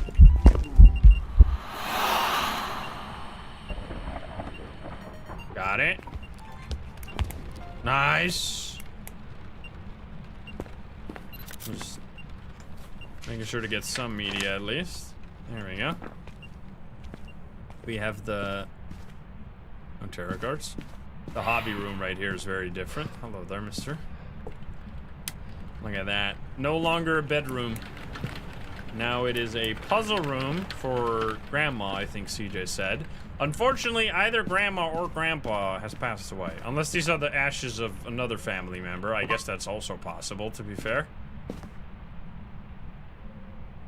I kind of dislike that they add that.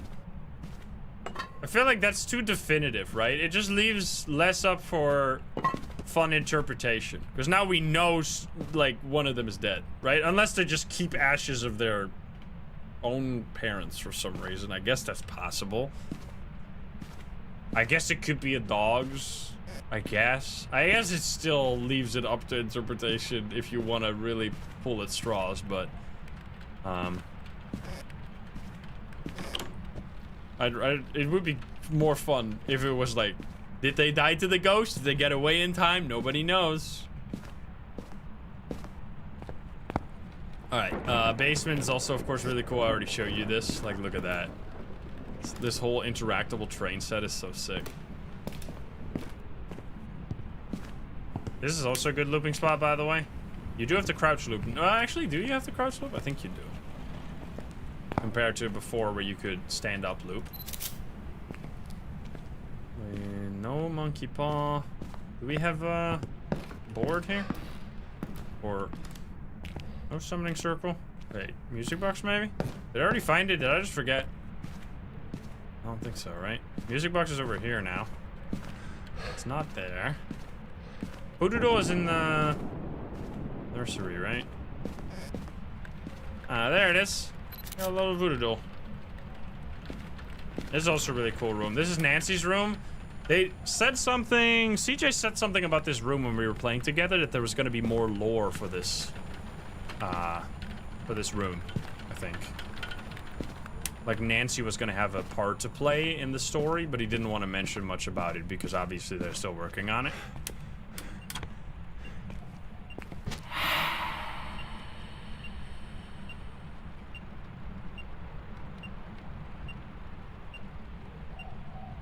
What is happening?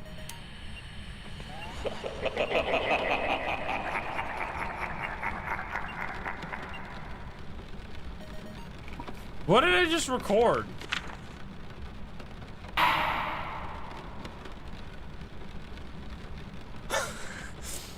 Huh?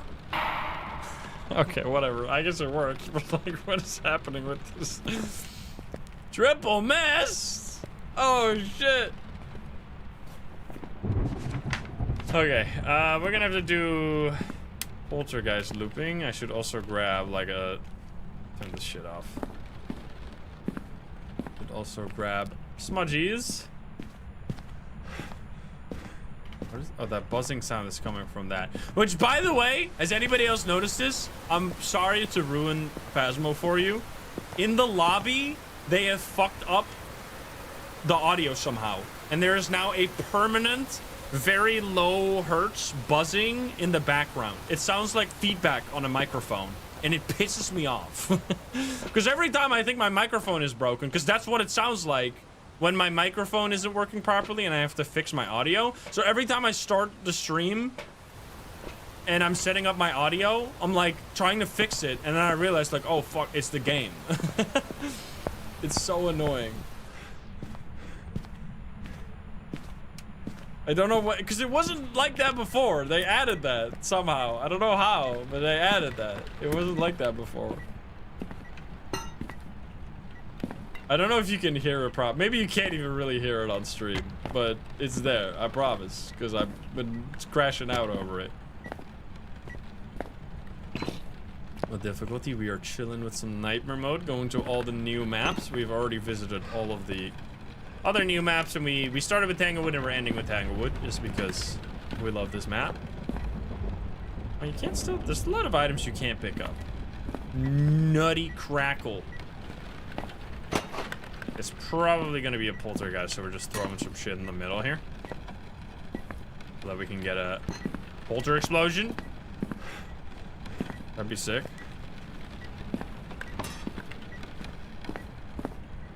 Traditional Polish recipes? Wait, what? Polska, whatever the hell? I did not see that before. Polish grandma. Alright. Shall we do a hunt? I think it's hunting time.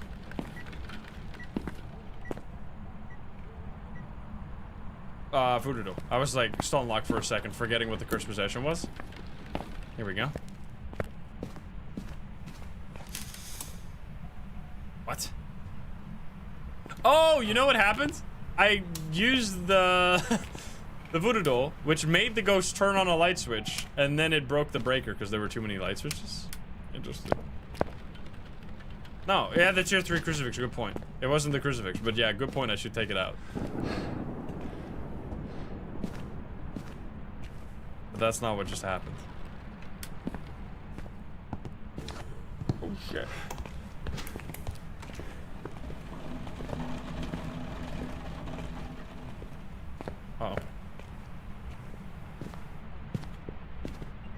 Hey, buddy!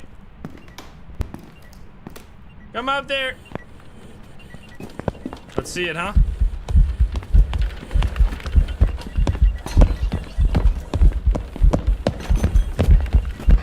I guess it could... One...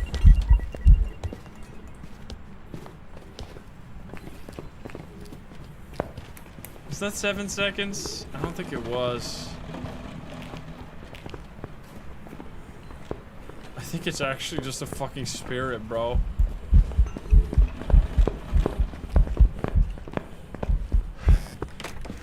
I think it's actually a spirit. Because it's not a Moroi. Wait, let's check my sanity. Maybe it's actually a Moroi.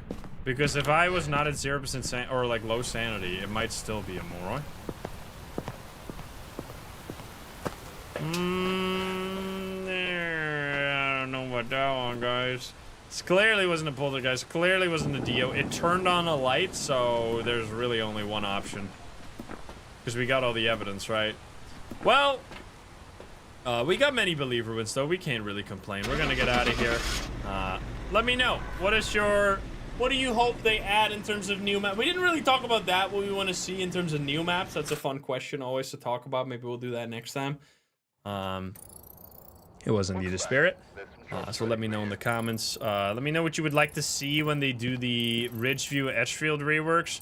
I don't really know, because I already, like, I'm so used to these maps.